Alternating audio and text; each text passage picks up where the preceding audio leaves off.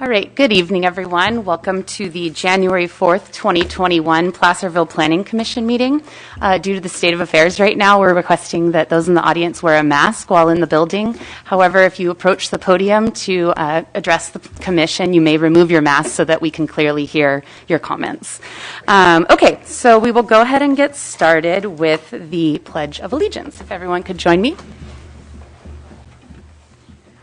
I pledge allegiance to the flag of the United States of America and to the republic for which it stands, one nation, under God, indivisible, with liberty and justice for all. Okay, thank you. Mr. Rivas, if you could please call roll. Yes. Commissioner Friend.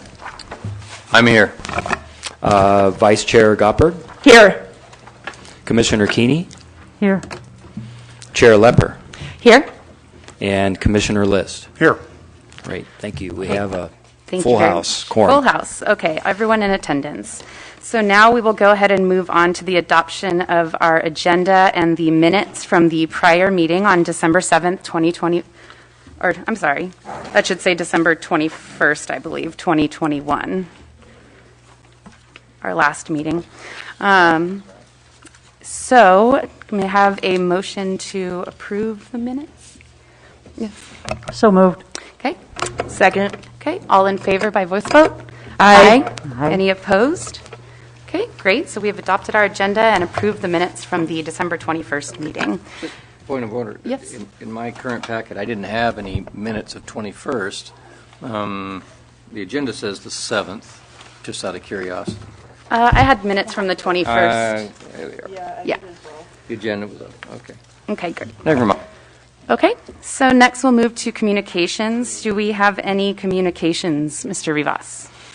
We don't have any communications, but we did receive some correspondence in regards to agenda item 11.1, and you have been provided those comments on that project. Okay, great. Thank you. Okay, so next we will move on to items of interest to the public. This portion of the meeting is reserved for persons wishing to address the commission on non-agendized items that are within the subject matter jurisdiction of the Planning Commission.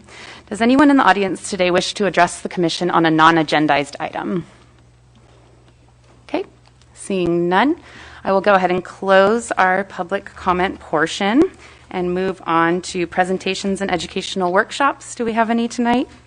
We have none. Okay, thank you. Do we have any environmental assessments or public hearings tonight? We have none. Okay, thank you. So we're going to move on to item number 11, which is our continued items. We will be looking at the Site Plan Review 2103, Variance 2101, and Variance 2102. This matter has been continued from the December 21st meeting of the Commission. So tonight we have a presentation by Mr. Brett Miller on the application. Do any commissioners have any questions to start with on the packet that you received? Questions of staff? Yes, to staff. I do. Give me just a second. Okay. If anybody else has, can go. And we can keep these questions general and then do a full question after the presentation if you think that will clarify things for you. The only question I had was on page 8, a language change that's about the parking. So it says most vehicles can be accommodated with the 16-foot width. Was that supposed to be length of the stall? Yes, that was supposed to be the length. Okay, great. Thank you. Does anyone else have any questions related to the information you received? So I have just a couple of quick questions, Pierre, if I might. And if I call you Andrew by mistake, forgive me. It's okay. Page 3 of the staff report, the variance to request 44% of the proposed 123 parking spaces in lieu. Was there data to support this variance? There's no data. We recalculated it so that they're providing 123 parking spaces as opposed to the 106. So we recalculated it so that looking at more of a net variance request, it's actually a 37% over the 20% allowed by the code as far as providing the compact spaces. So the data, we don't have any really data to support it other than the constraints of the site, but I think When we get into more of the discussion, the applicant will have some additional information and would want to get in a little bit of a discourse about some options maybe that the commission can consider to reduce the number of compact parking spaces. Okay, thank you. Then continuing on page 4, the second bullet. So there's a requirement that the county has got to approve the retention pond, I believe, right? So what are the ramifications if the county doesn't, or do we have any indication from the county as to whether or not they're going to approve this?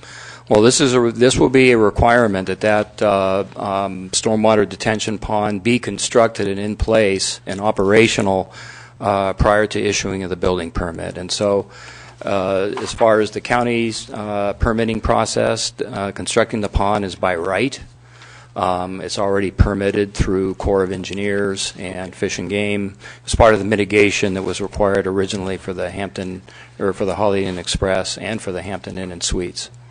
So the only other obligation will be that they enter into some form of agreement that'll be subject to review and approval by the city and the city attorney.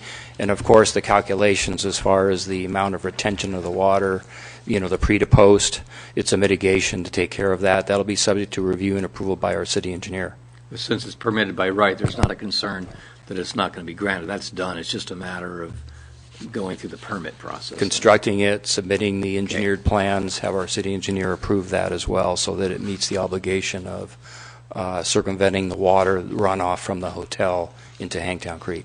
Okay, then continuing on page 4, the first time I see the term mountain modern, and is that a staff term or is that a term that the applicant is using, in which case the question can go to the applicant?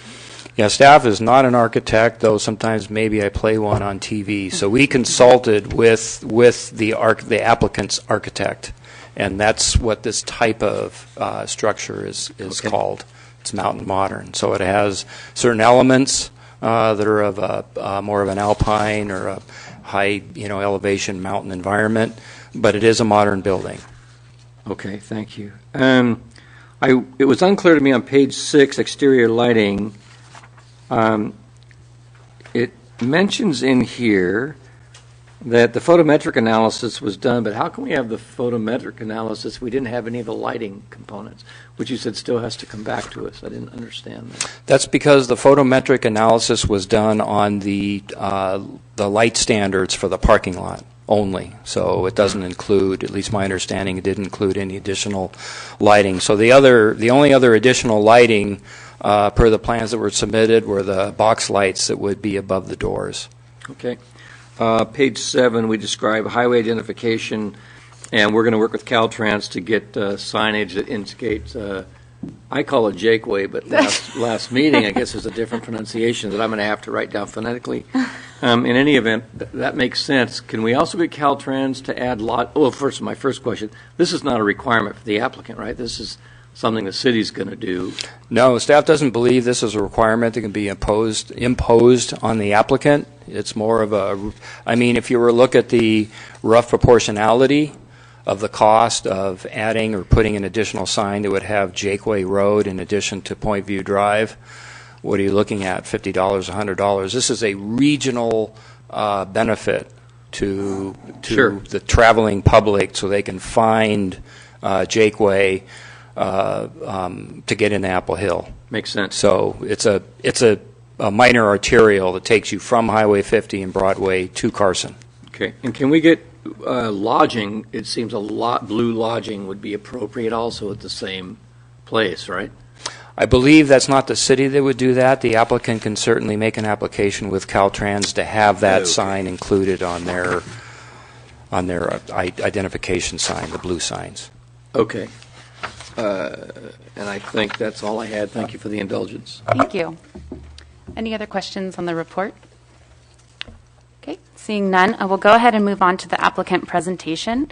So the applicant- Chair Yes. LeLepper, if I may, staff Yes. will give its presentation first, and then Apologies. after we give our presentation, we'll turn it over to the applicant. They're going to do a 3D presentation that'll really, hopefully, show you what the hotel's about. Sounds great, thank you. So, thank you, Madam Chair, members of the Commission. Just in brief, I want to discuss the three main components of the hotel project.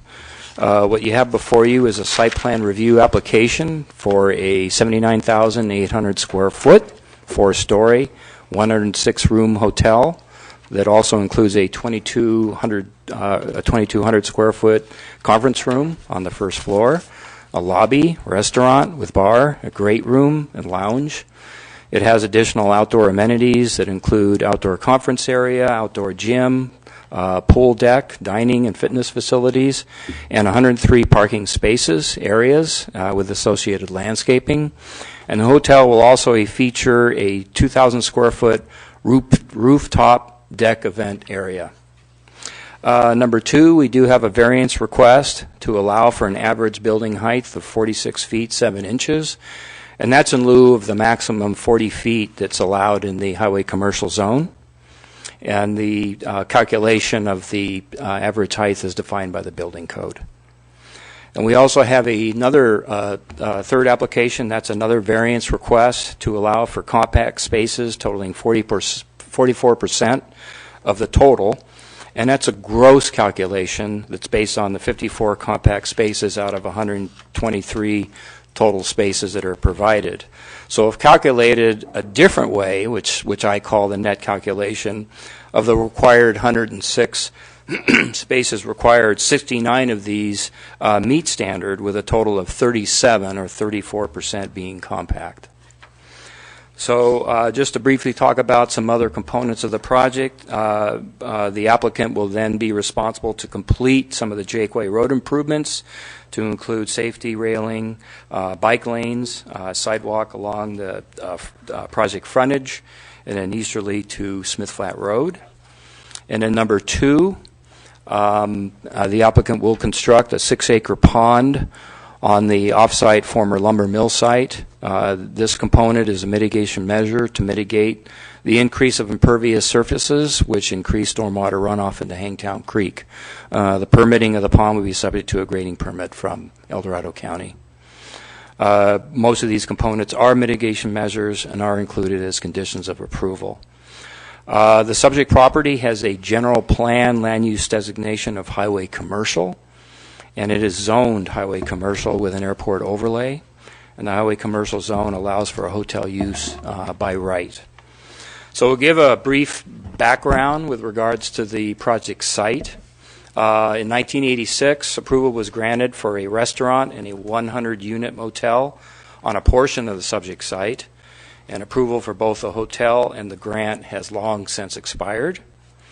Then in 1988, the City Council granted approval for the Anderson Split Pea Soup Development Plan for a 104-unit motel. This included a restaurant, coffee shop, banquet facilities, lounge, retail area, gas station, and mini-mart on the subject site. And these approvals have long since expired. And then in 1997, the project known as the North Point Travel Center was submitted that included a 106-unit motel, restaurant, lounge, and meeting room facilities, a gas station, convenience store, car wash, and a 15,000 square foot retail commercial building. This project was approved by the Planning Commission, but this development has also long since expired. So in 2004, the City Council conditionally approved a 102-room hotel, which allowed up to 117 rooms, known as the Gateway Hotel or the Holiday Inn Express on the subject site. This project included the convenience store, gas station, and a car wash. And the environmental document, which was a mitigated negative declaration that was adopted, was successfully challenged by a group called Save Our Neighborhood. A settlement agreement followed several years later, and construction on the hotel, which included site grading, construction of the hotel foundation, road improvements, were constructed, but unfortunately the project succumbed to the Great Recession and became financially insolvent and was never completed. So then in 2017, the Planning Commission approved site plan review for a 102-room Hampton Inn and Suites hotel. And it also included a height variance allowing for an average building height of 55 feet. That hotel project would have included removal of the existing 2 pads, building foundation, and a regrading of the site. So the Hampton Inn was not constructed, and the entitlements on that project have also expired. So to talk a little bit about the project before you, the project site is located at 3001 Jakeway Road at the northwest corner of Point View Drive and Highway 50. The 3.01 acre site is currently vacant with a partially developed, which is the superseded construction of the formerly approved Holiday Inn Express. The hotel is completely graded with the exception of about 0.7 acres of natural landscaping located in the southeast portion of the site. The site contains partially constructed foundation, underground utilities, a temporary detention basin from the previous hotel that would be removed with the completion of the hotel construction, which purpose is to be replaced by the off-site storm drain water detention pond located on the former lumber mills site. With regards to the building, the elevations and the site design, the building design of the proposed hotel is described as mountain modern architecture. The subject hotel is unique. It's a boutique, one-of-a-kind hotel, not a brand, so it's unlike the previous hotel proposals that have come before the city. The mountain modern exterior architecture elements include stone and pine wood tongue and groove, horizontal siding. The colors are more of an earth tone, batten and board, cementatious board siding. The building facade has numerous variations, variable roofline forms with shed roof components, and some of the rooms have balconies. So I want to emphasize, too, I think there's one key part with this hotel as opposed to the Hampton Inn and Suites, and that's the orientation of the hotel. The main entrance to the proposed hotel has an outward, a street frontage orientation rather than an inward orientation of the previous hotel application. And I point that out because I think two of the commissioners that heard that hotel, that was an issue that both staff and the commission had regarding that. So I think this is a big plus as far as design. And the porte cochere will be retained, allowing for vehicle entry through the building to allow access to the rear of the site. Talk a little bit about the height variance. The proposed hotel exceeds the maximum building height of 40 feet that's allowed within the highway commercial zone by 6 feet 7 inches. The code defines a building height as the vertical distance between the finished grade to the average height of the highest roof surface. The average proposed roof height is 46 feet 7 inches. It's shown in the application elevations. For clarification, the maximum height permitted to the highway is 40 feet. The variance will allow for 46 7 inches average, but I listed 3 components in the staff report.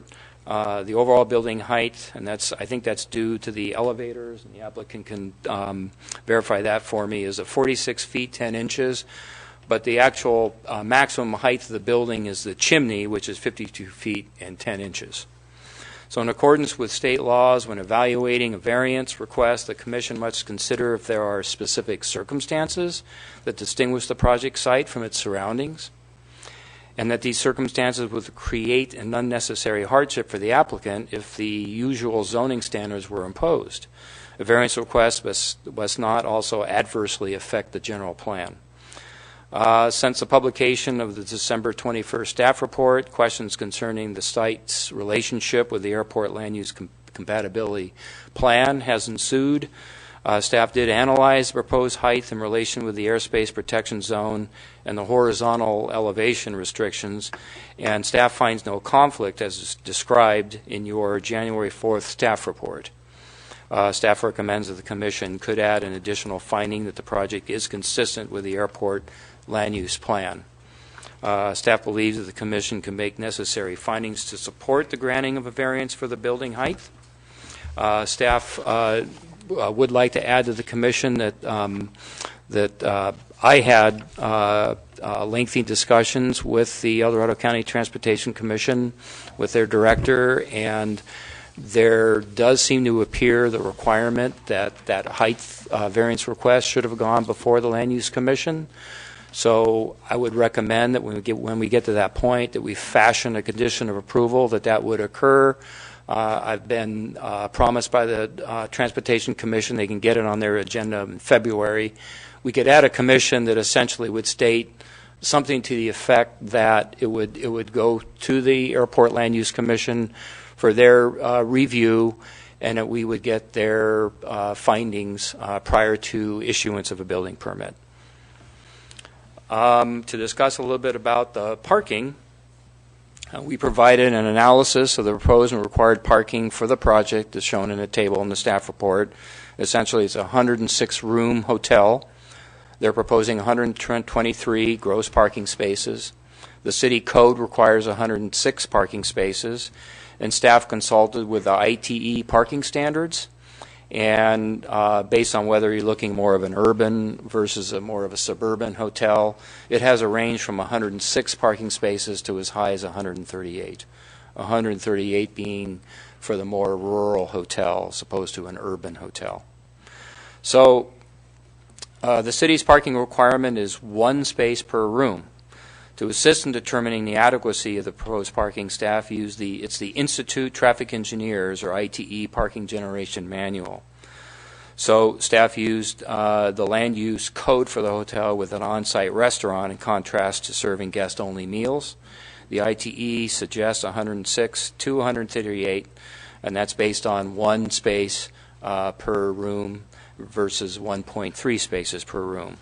And it should be noted that peak parking demand for the hotel is in the early morning and the late evening when meeting rooms are usually idle. Staff also notes that there are several areas within the parking area that do not meet the parking lot landscaping standards. So in light of the above, additional landscaping in the parking area is appropriate, and a condition of approval was added addressing this issue. I would also note that 14 of the parking spaces provided are located on the adjoining parcel, so a reciprocal parking covenant would also be required to utilize that adjoining property. To talk a little bit about signage, a preliminary site plan was submitted with the application. However, the type of signage, the materials, and illumination was minimal, which really didn't provide staff the ability to give a recommendation to the commission. So a condition of approval required that an exterior sign plan be submitted for review and approval by the Planning Commission. In regards to exterior lighting, a photometric plan, which is sheet A1.3, was submitted and found by staff to be adequately illuminates the parking areas and within the parking lot light standards meeting city requirements.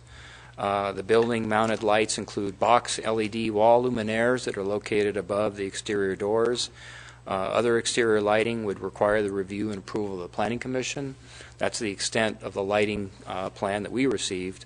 So we do have a condition of approval to include addressing any additional lighting described if applicable. So if the Commission's comfortable with the minimal lighting that they required, essentially the light standards for the parking lot, and then the box lighting above the doors, they may be proposing other lighting. Other additional lighting would come before you.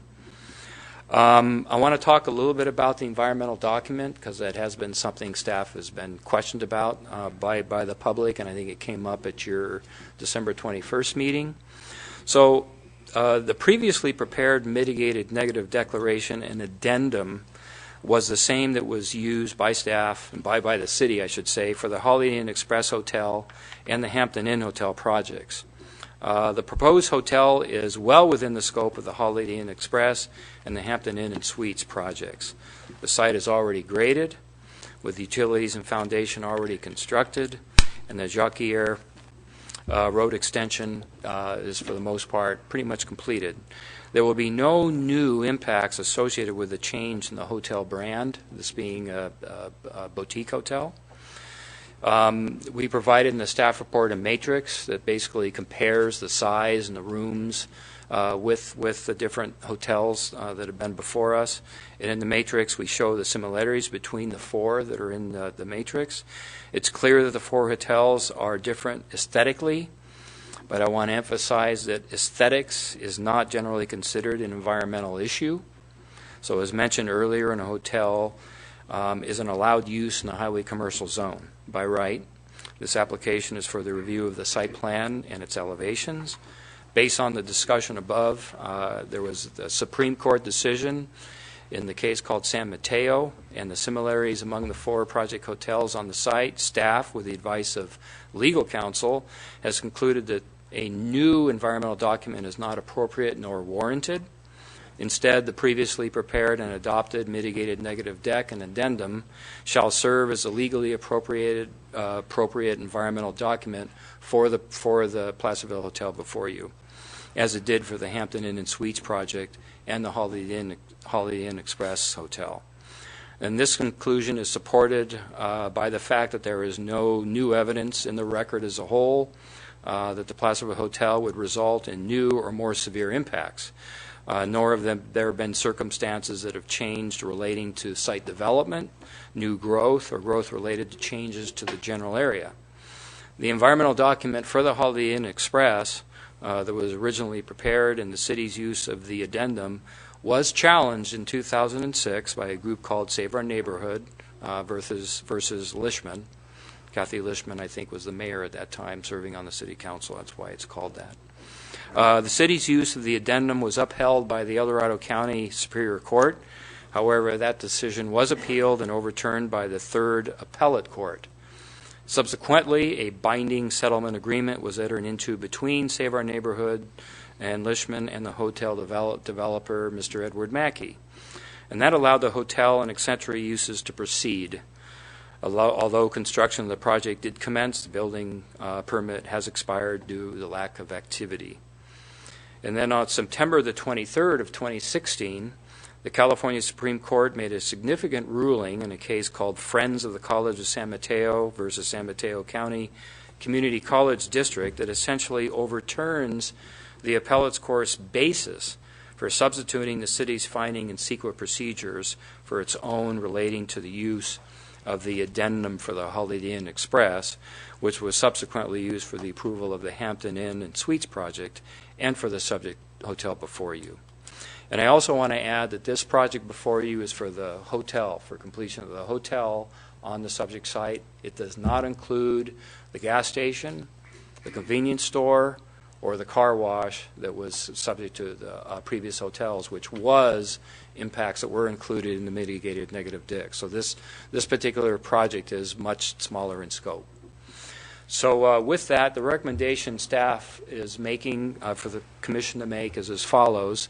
We would ask that you adopt the findings and approve the site plan review 23-03, approving the 106-room motel, adopt the findings and approve the variance 2101 for the building height, allowing for a maximum average heights of 46 feet 7 inches. Approve variance 2102, allowing for the increase in allowable compact spaces if requested or is modified later by the commission.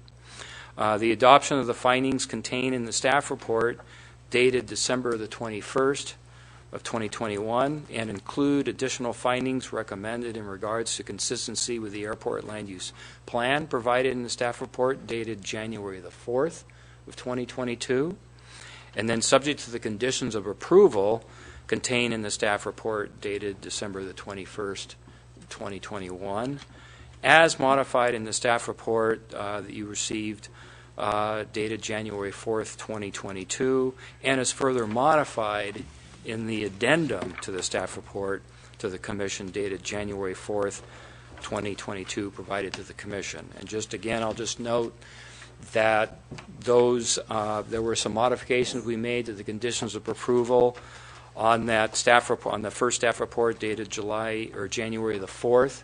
Those are included in your January the 4th, 2022 addendum.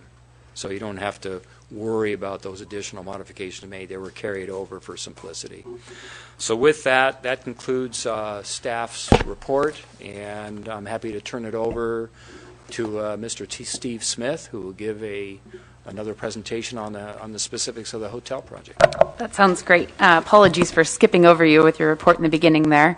Okay, Mr. Smith, did you have a question? When would we entertain additional questions of staff, now or after other staff report? That's a little bit different than our normal. Yeah, I think after the applicant presentation, so that we can get the 3D view and then see, unless you have one Well, pertinent no, to right I now. have two specific Okay. questions for staff, but I didn't know if there were other staff that were going to report first that we needed to hear from. No. Okay, so two questions to you, Pierre. On the compromise agreement that was in the packet and was reached, how is that now still relevant? And then specifically along those lines, the question I had was, will the applicant now be held to the requirements therein, for example, the requirement to put in a signal light? So I wasn't sure. You gave us the compromise agreement, right? But it was unclear to me as to if it was still relevant or has it expired?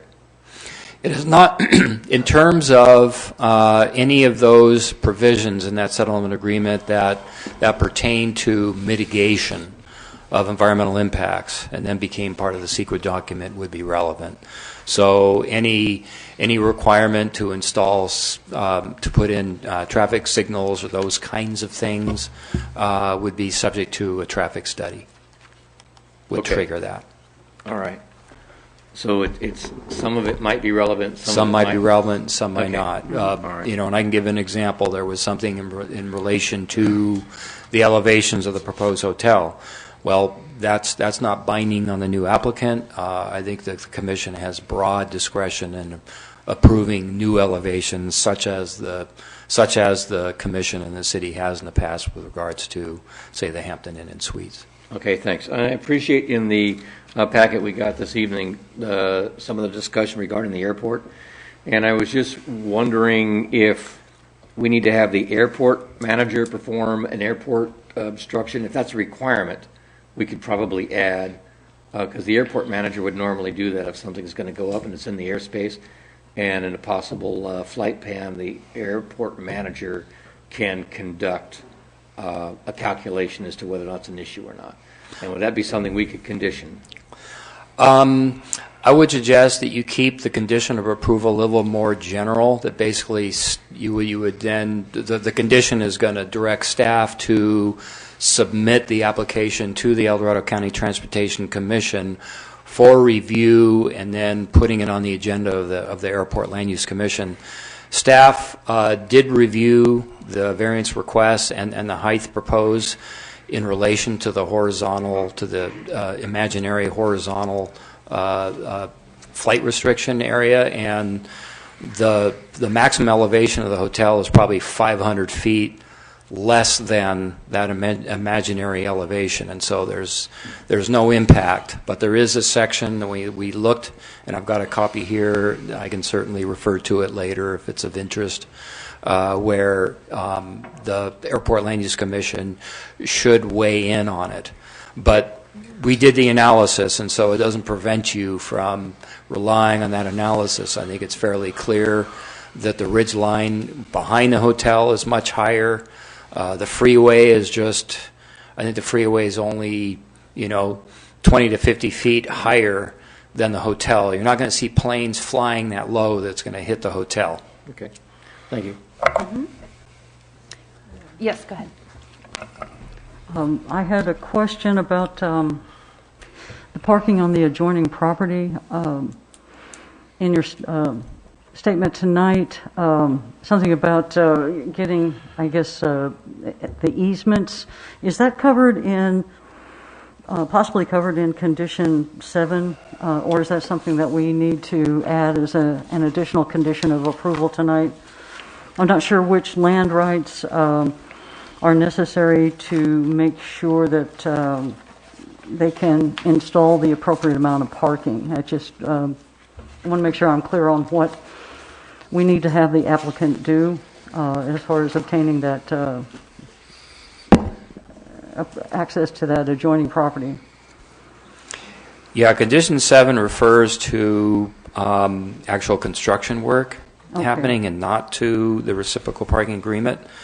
So I thought I included a condition of approval that addressed that, and if I didn't, we do need to have that in there.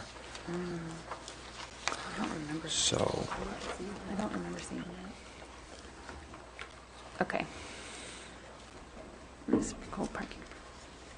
if it's not already a condition as listed in the staff report, should we, I think I need to be clear on what it is we have to require the applicant to do, and I wasn't able to jot down exactly the language that we need for if we need an additional condition.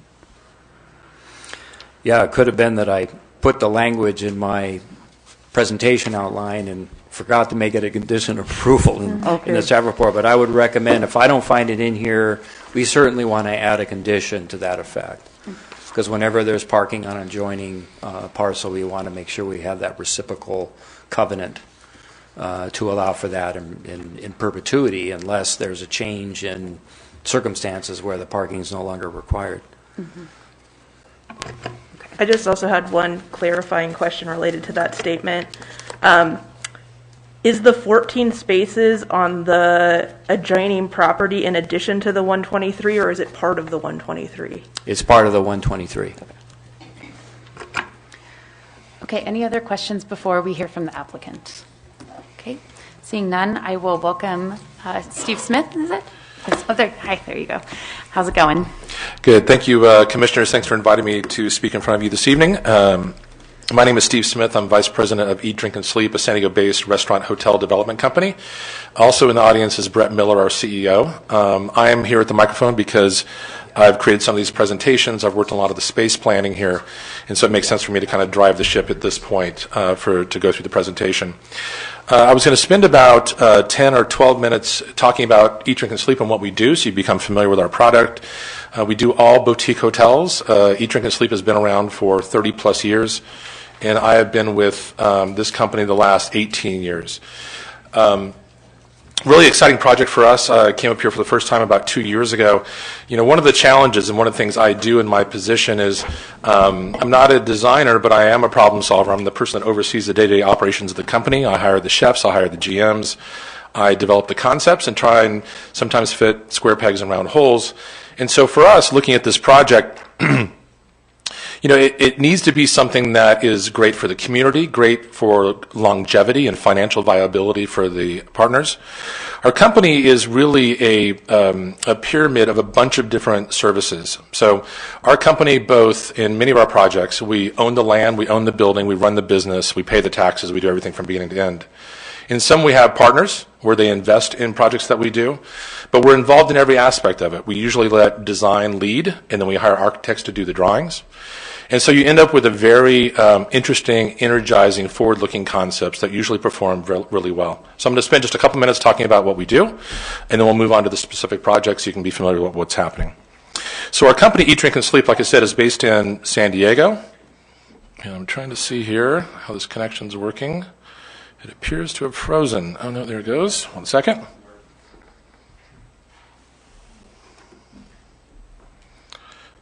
Okay. And Second Sight is a secondary company. That's our design company. We do all our design work in-house. And one of the things that we're known for is hospitality innovation. And I'm going to run through just a few of our current projects that we have where we're both owners and operators.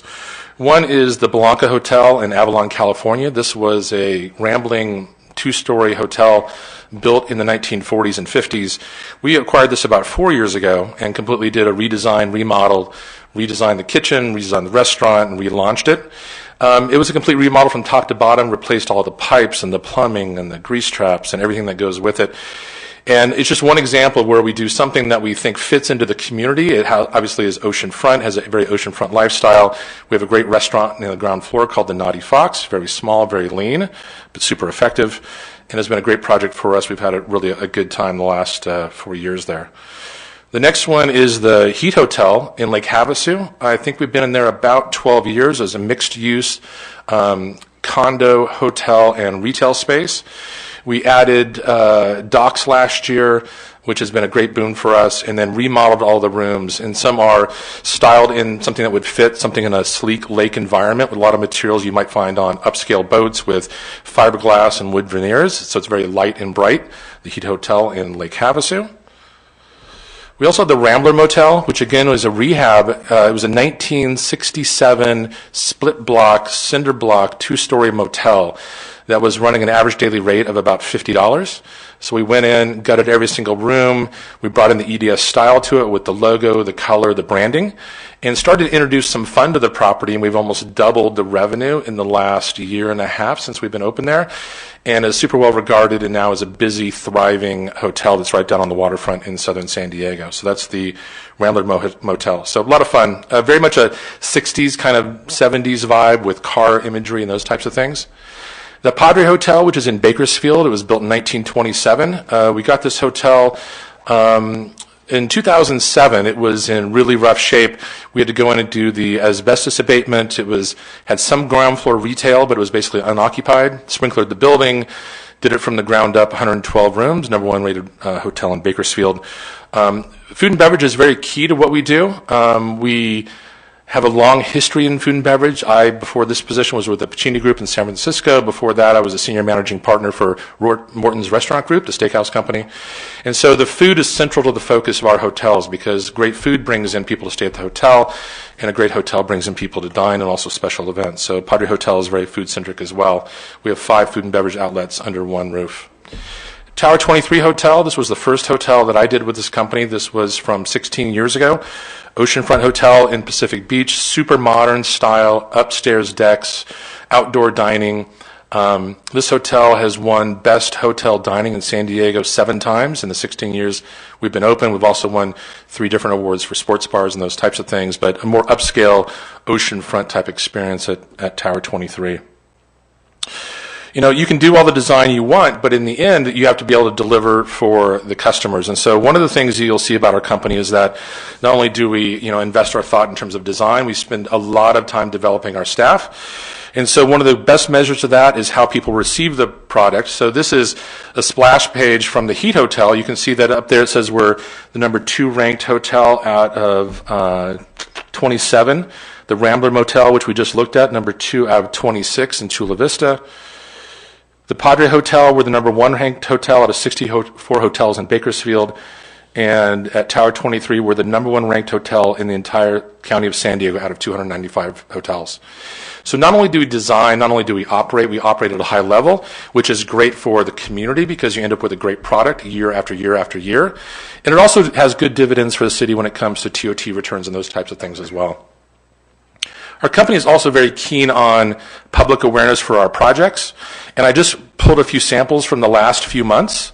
So we were in Forbes magazine a week and a half ago for Tower 23. We were about a month and a half ago in SF Gate, which is the primary portal for San Francisco, that talked about their visit to Bakersfield.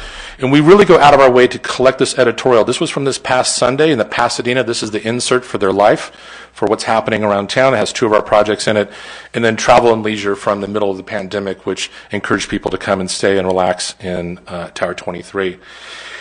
The kind of service excellence and notoriety leads to some unusual circumstances. We have famous people stay with us, athletes and stars. Last year, Jill Biden and the entourage from the Secret Service took about a third of the hotel at the Padre for 3 days when they were touring the Central Valley, which was an exciting experience. So that is kind of in general what we do. We do hotel development from kind of A to Z. We do design, we do implementation, we hire and train employees, and we do everything from beginning to end. The Mackinac Hotel, which is our current naming for this project, which we want to get really going by the summer of 2023 in terms of an opening. And I know they've done a refresher here, but for some of the people in the audience, this is the piece of land that we're talking about, obviously. I'll pronounce it Jakeway, because if I try and do what Pierre said a second ago, I will mess it up. But you can see the 2 existing cement pads. And this really was the challenge for this project. Rather than dig up the footings and all the work that's been done and regrade it like the Hampton Inn, my challenge that I kind of threw on myself was, how can we create a boutique hotel in the footprint of a Holiday Inn Express? So that was kind of the beginning, the genesis of the project. This was the original elevation of this Holiday Inn project. It's a little bit unusual. It looks like there's 2 drives through the center of the building. In reality, there was 1 drive, and the second half was actually obscured by the lobby. So visually, it looked like 2, but the practicality, it was really a 1 drive type project. Peaked roofs, pretty standard stuff for the Holiday Inn. And this is and of course you're going to be able to see this in a larger format in a minute here.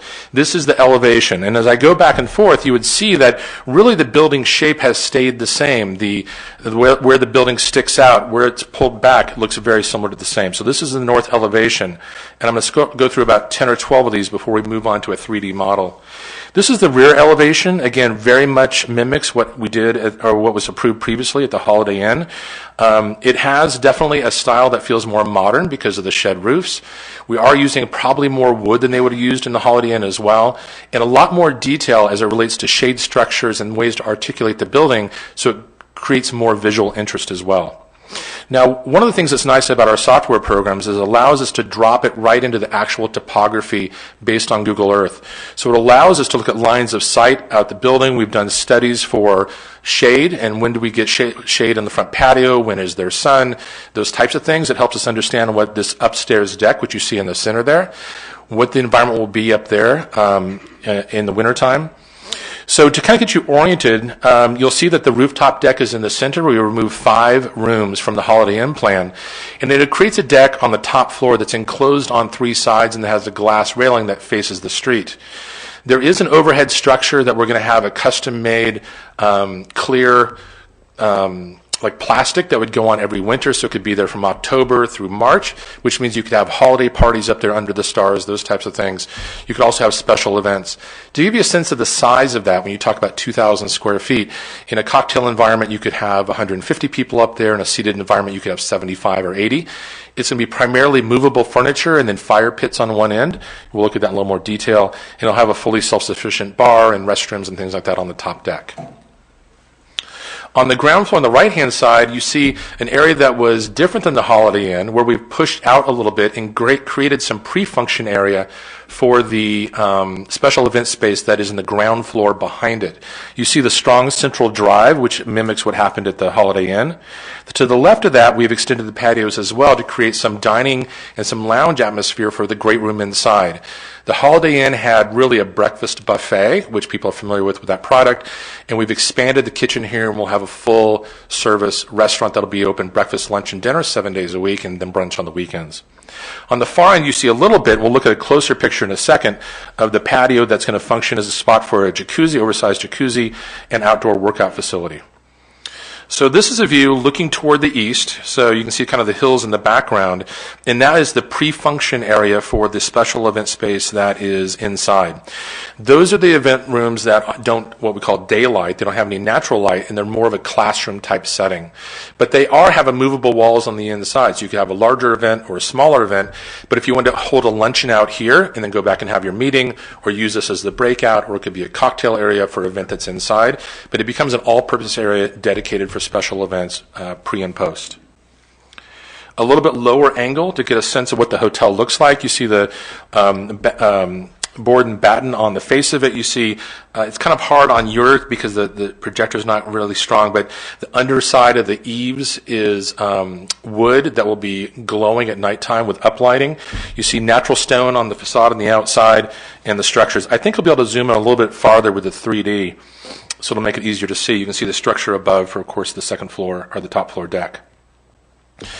This is the area that's directly outside of the fireplace, outside of the great room, so there'll be lounge and dining on the inside. The fire pit, which previously was one-sided, would be two-sided, and there'll be a separate seating area on the outside there. In the distance there, you see an opening that goes to the bar that's inside. It'll be an indoor-outdoor bar, and then outdoor seating with the lights above it. I'll swing around a little bit. Oh, sorry, I went the wrong direction. You can tell I'm not a professional presenter. This is the area directly outside the indoor-outdoor bar. So now we're just east of the great room. So this is the primary outdoor seating area. Again, this could have a removable top for it. It really depends on the demand in the wintertime. But using lots of natural materials, interjecting color with interesting tiles and those types of things. And then next we'll slide down a little bit farther east, and you see things that looks like 2 large doors just to the left of the bicycles. Those are roll-up garage-type doors out of glass, and so there'll be an indoor workout area with gym equipment, and then an outdoor workout area. So when the weather's nice, the doors would be open, and you could have yoga classes out there for sunset. You could use it as a secondary event space if you wanted to. You could do a spin class and those types of things. We really want to integrate with all the great things that this region has to offer. So when you think about, obviously the history of the community as it relates to mining and those things, but people use this community as a place to go wine tasting and picking apples and whitewater rafting and fly fishing and cross-country biking and off-road biking and all those things that go with it. So we want to create a hotel that really is meaningful to all these different demographics. If someone wants to use it as a weekend getaway from San Francisco to a wine tasting, we can be that. If we want to be a hub and you're going to put 4 people in a queen room to do mountain biking trails for 5 days, we'll be that too. So having spaces like this that are dedicated to fitness are becoming more and more rare in flagged hotels. They're usually in a basement off on the side, really small. So we want to create something that's part of the lifestyle that is the hotel.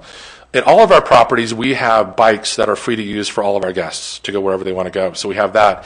In this component, we're probably going to also have mountain bikes as well as electric bikes as well, and those will be checked out from the front desk.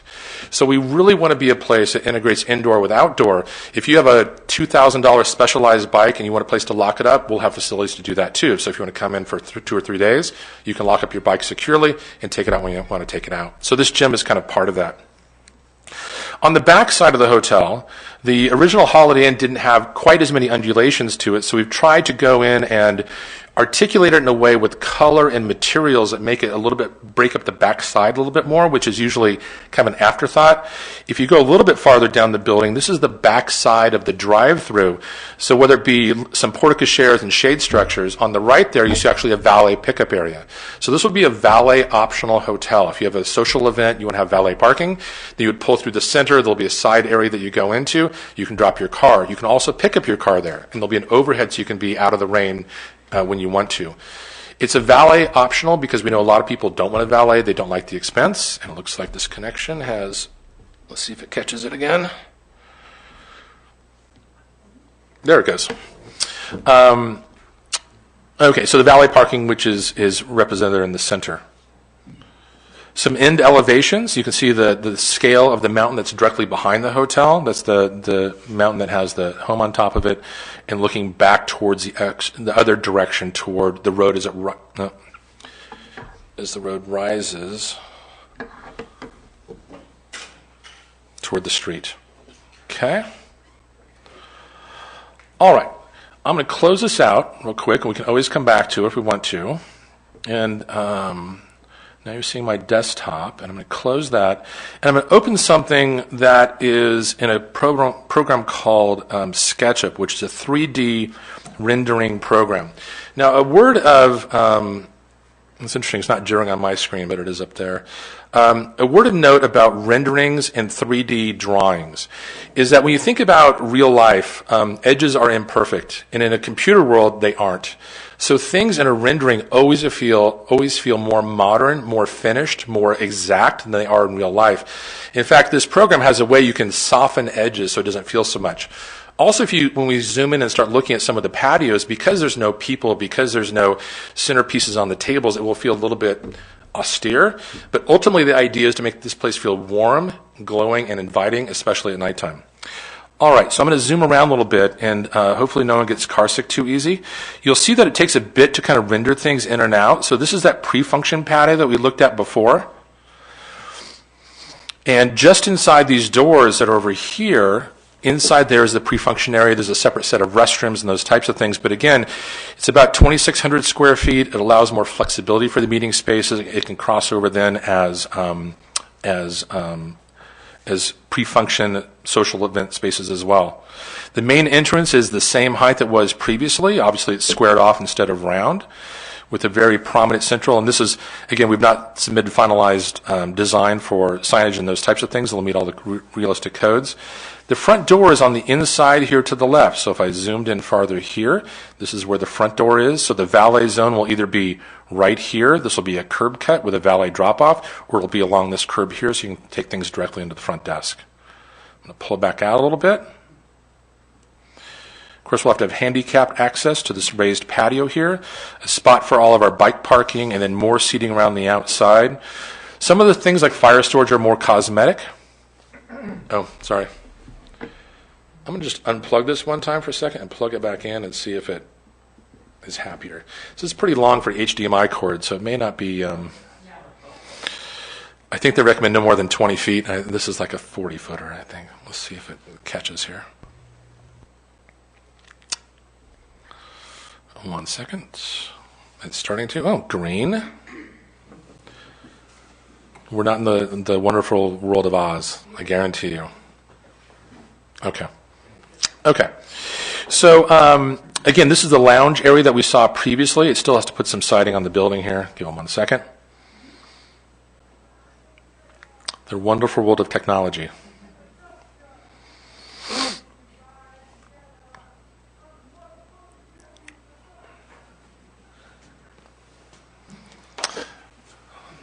It does not like this connection for some reason, sorry. Well, while this is catching up a little bit, let me kind of talk through a couple things. So one of the things that has been brought up is this idea of mountain modern. And mountain modern is something it is not like it's an architectural type you're going to find in a book someplace. It's one of those things when you know it, you kind of recognize it. Part of the hallmarks of that is a fair amount of glass, and of course it will be insulated glass. Sometimes exposed steel or large beams or trusses. Obviously, grand views and vistas. Shed roofs are common. Standing seam roofs are common for the rooftop. Lots of in-ground dramatic lighting that makes the building glow. That's kind of a hallmark of mountain modern as well. And so it's about kind of materials, but at the same time, it's not meant to be cold like you would think of a very modern building. And that's why usually they have facades that are very warm feeling. And those might be went in and out. Rather than like really structured brick, it would be more natural stones on the outside. You know, we are showing the outside with some wood cladding, but there's also a board and batten. But our version would be like cementitious board, so it can handle the environment here, but it'll give the feeling of warmth of a wood-sided building. So there's things you can do from a style standpoint. All right, looks like it's caught up here. Oh my gosh. Okay. Sorry about that.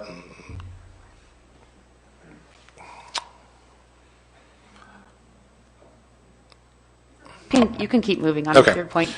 Okay, so inside this is the great room. We can actually, one of the things that we'd love to do about designing in 3D is allows you to go in and out of space to see the relative terms. When the restaurant was first designed, or the hotel was first designed with this very small little cafe, there really was no connection to the outside, which we looked at this, the community of Placerville, like, why wouldn't you want as much of the outdoors to come inside as possible? So they had the glass at the front, which was great, but they didn't utilize the front patio. And there's really no connection in the dining space to the outdoors. And that's why we went in and decided to go ahead and create this connection on the inside. And this is just not going to be happy. Trying to zoom in. Mm-hmm. And for us, when you look at a place like Placerville, you end up with about 40 inches of rain a year on average. You get a fair amount of snow on an irregular basis, which I guess we found out last week.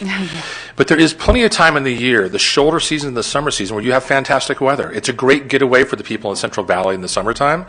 And when you look at the fall temperatures, if you do the right job with whether it be fire pits, post heating, wall-mounted heating, and that's one of the reasons why you see canopies on the bottom side of these eating spaces, is we want people to be outdoors comfortably till we get to November 1st, if not beyond. Especially we know that in November, December, you could get a warm spell and it ends up being 70 degrees for a few days or something like that. So we want to be able to take advantage of that. Mm-hmm. So this is the seating area that's right outside, and I'm kind of hesitant to start moving around too much because it seems like this connection is just not happy with the HDMI here. I'll do it one more time. Oh, and now I've lost it even on this end.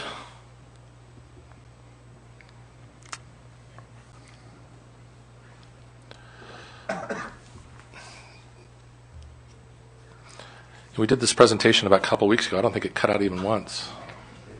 My apologies.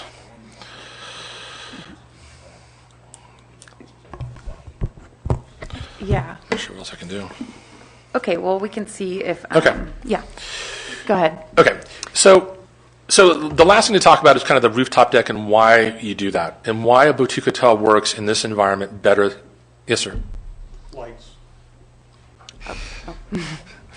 Go ahead.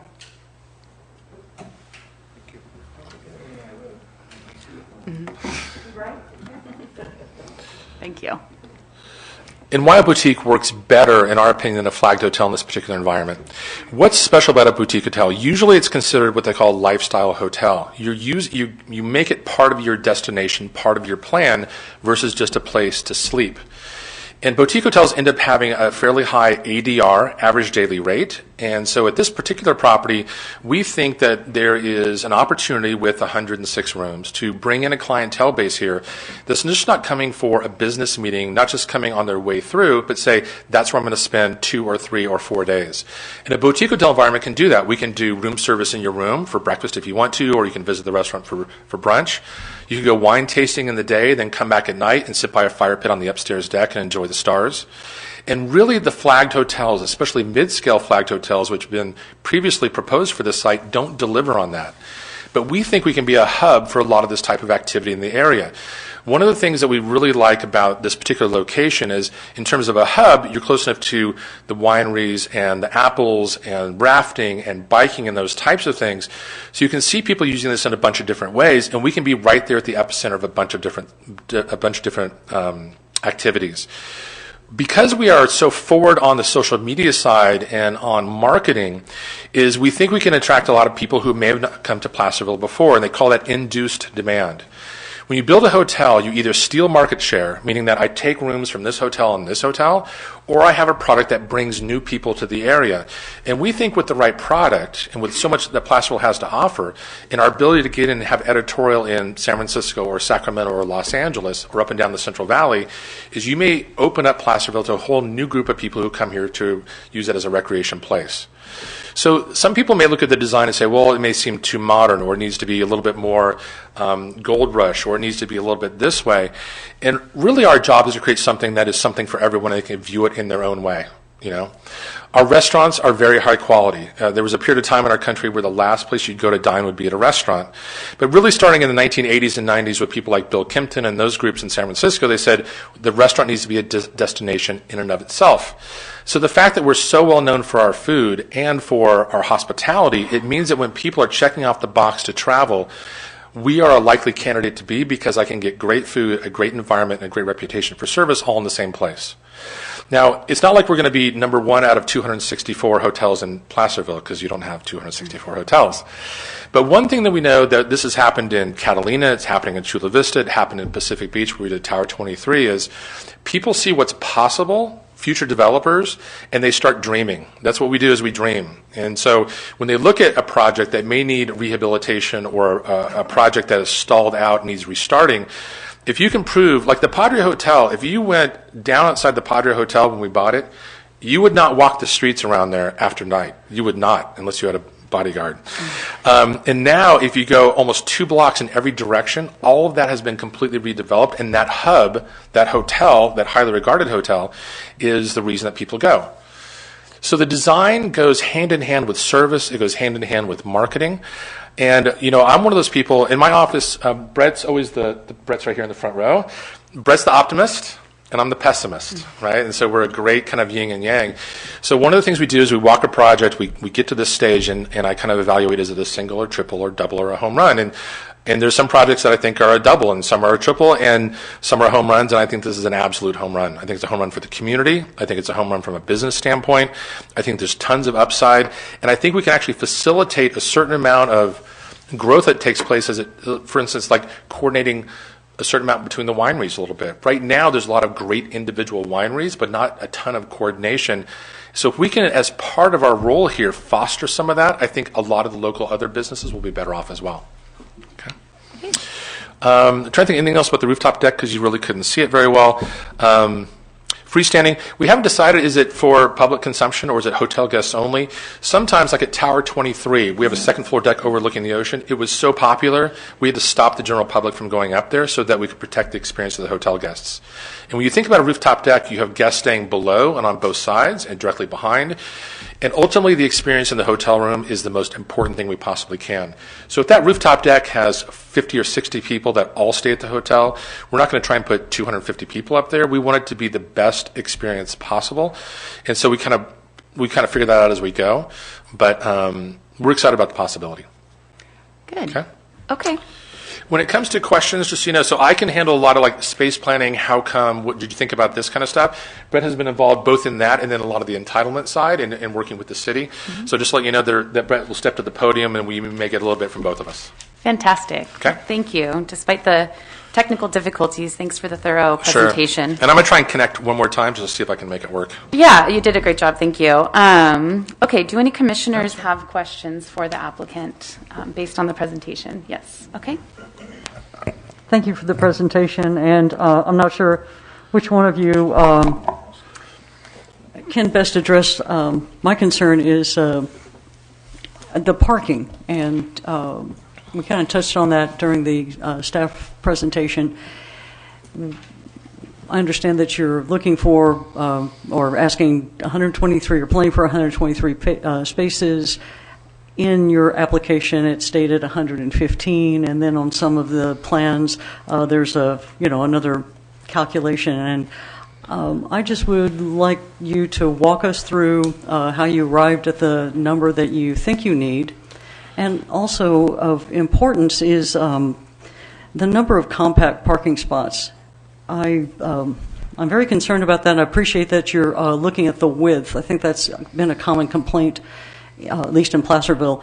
The compact spots a little too narrow, so you're trying to keep as many of them at the standard width. But the length also is a concern for me in our parking lots, sometimes with larger vehicles, larger pickups, SUVs. That length start to impact the travel way through there. So that's another concern. And then, of course, making sure that you have enough dedicated parking so that, even if, say, at maximum, large cars come in and decide to try to squeeze into a compact spot, how can we avoid those kinds of conflicts? Since, and I appreciate that you're trying to keep it in, the old footprint and not expand and impact that environment anymore. But so. Those are my concerns about the parking. Okay. Want to talk? I can add some light to that, but let me just start real quick and say thank you very much for having us here. And I just want to reiterate a couple of things that Steve was saying that maybe isn't real clear. Small company, when we look at new projects, we put our heart and soul on it. We don't do a lot. We do one every 2-3 years. And our number one objective is to become one with the community. So when we're looking at other hotels or restaurants or wineries or the apple growers or the golf courses, we really want to be their best friend. When we look at the wineries that are doing weddings and their number one issue they have is where their guests going to stay, they're going to have 106 rooms to have an event on their site that they know that their guests are going to get taken well. And I personally have stayed at the Carey House, and I think it's very charming. It's nice. It's just not big enough. And I believe, and that's why we're here, we believe that Placerville is underserved. You just don't have enough rooms. And you have so many activities here that induce demand, especially Apple Hill. And when you look at Apple Hill and you're bringing thousands of people on a weekend to enjoy Placerville, and they get in their car and they drive down the hill and they stay somewhere else, I think we need to capture those guests. And I think that when the community wants to have a 50th wedding anniversary, that they have a place here to do that and not go elsewhere. I appreciate that. Could you touch on the parking spaces? I'll hit the Yeah, spaces. thank you. Okay. So in the conditions of approval, there's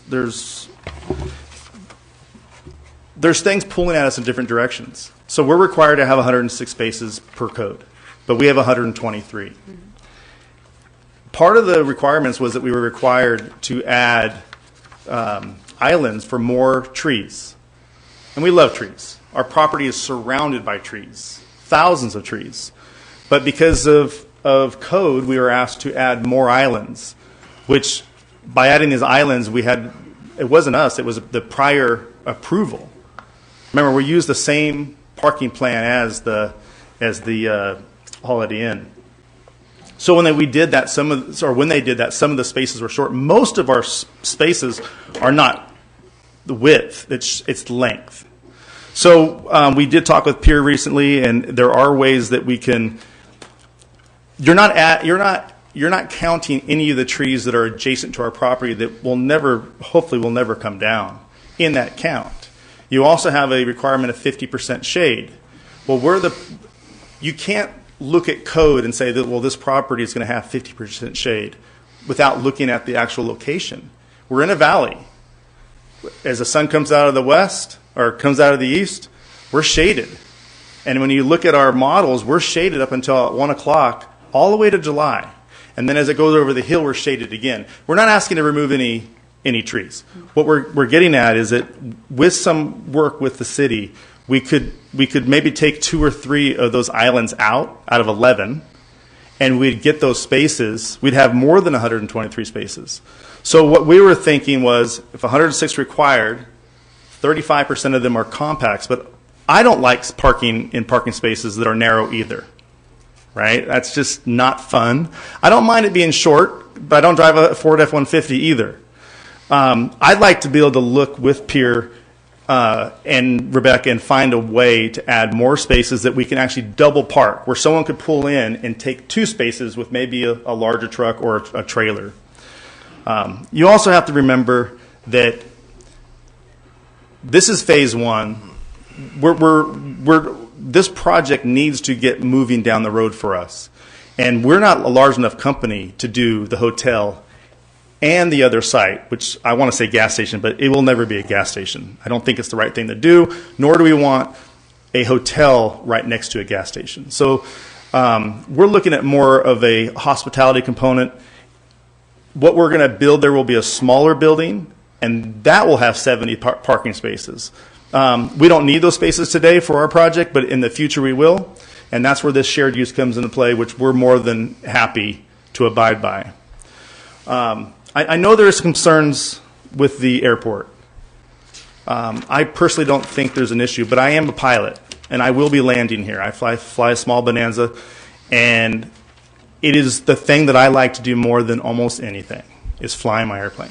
If this project poses a threat to the airport, we'll change it. I don't believe it's going to happen, but if the FAA comes back and says that this project is in detriment to the airport, we'll change it. And that's how confident I am that we've looked at everything, it's right, and we'll make it right. But we don't want to come into conflict with that. Okay. One last thing on parking, just, we met with the architect yesterday, and he had 17 potential spaces that could be lengthened. So he's looking at that right now. That's his current count, just FYI, in terms of space. And not that I want this to go on, but for us, the guest experience is so important too. We do not want our guests checking in have to been circling looking for parking. I mean, that's the worst thing ever. That's one of the reasons we want to valet too, because we can get more density when we need to, especially for special events. So we want to fit more. But the guest experience is so important to us. You can see from our rankings, it's really critical that we're not going to create an environment that's a hassle for people that also impacts the community. I'll tell you that right now. Thank you. Did you have a connection? I had a follow-up question. Okay. If that's okay. Yeah. You mentioned the adjoining property and perhaps another hospitality-oriented business. Is that the property to the west of what we're considering tonight, more toward the intersection of, I think that would be closer to Highway 50, where Jakeway comes in to... Correct. Okay, so that's another phase that we'll be hearing about in the future, because I know that some, what is it, 11, 12 spaces are over on that adjoining property. And I think that's what I was a little confused in staff's report about making sure we have all the covenants cleared. So I'll just keep that in mind. And thank you. I think you've addressed my concern. It sounds like maybe we could see more specifics on the parking along with when you have the landscaping plan and showing us the locations of the trees in as one of the conditions of the project. Yes, ma'am, that's correct. Thank you very much. Thank you. Commissioner List, do you have a question? Yeah, first thing that I'd like to talk about is you kind of threw us up here with the name Mackinac. Nowhere in anything that I read was that name. Can you give me the background of that choice? Sure. Mackinac is a wool that was, what's the name of our guy? Snowshoe Thompson. Thompson, yeah. So Snowshoe Thompson wore a Mackinaw wool jacket. And back in the 1920s and 30s, Mackinaw wool was the It was really the precursor to Pendleton. the nicest jacket, the nicest, warmest wool jacket you could have. And we looked at that as very comforting and very, very, very blanketing to us. And we intend to have Mackinaw wool blankets at the foot of every bed. And that's what we do. And I want to be really clear. We're not a hotel. We're an experience. There's a lot of hotels that are just heads in beds. You sleep there for one night, on your travels to your next place. You never think about it. You're happy it's clean. You're happy you woke up and you went on your way. When you leave here, we want you to call 5 friends and say, hey, you need to come to Placerville because there's something amazing here. And it's really important that I think that you know that this is not just a hotel. We don't do just hotels. Our company, if we're not number 1 or 2 in the market, and if we're not recognized as being the best, then we're not doing what we want, and we're not making people happy. Steve and I have made beds, we wash linens, we mix cocktails, we check people in, we valet cars.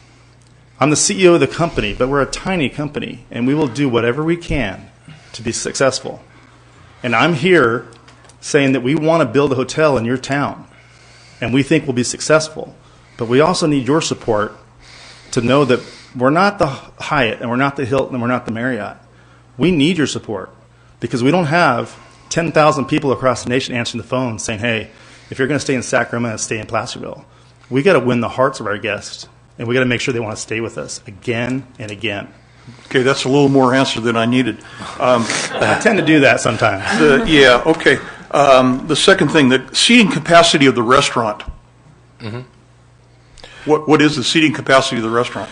Well, generally, seating capacity of restaurants based on a specific formula. Usually, it's 1 person for every 15 square feet, and then it's going to come down to what's delineated as, let's say, a special event space versus a restaurant itself. Inside, including at the bar top and in the proper inside seating area, I think there's a grand total of 26 seats inside, and there's about times 2 outside. So the total seated capacity is less than 100 people for the entire restaurant. Now, the areas that, as you start moving out to these areas where there's like fire pits, does that function as just a place to have a drink and hang out and talk? Do you actually serve a meal? But we like to keep the total number capacity in there somewhere in the 100 range would be the goal to have in there.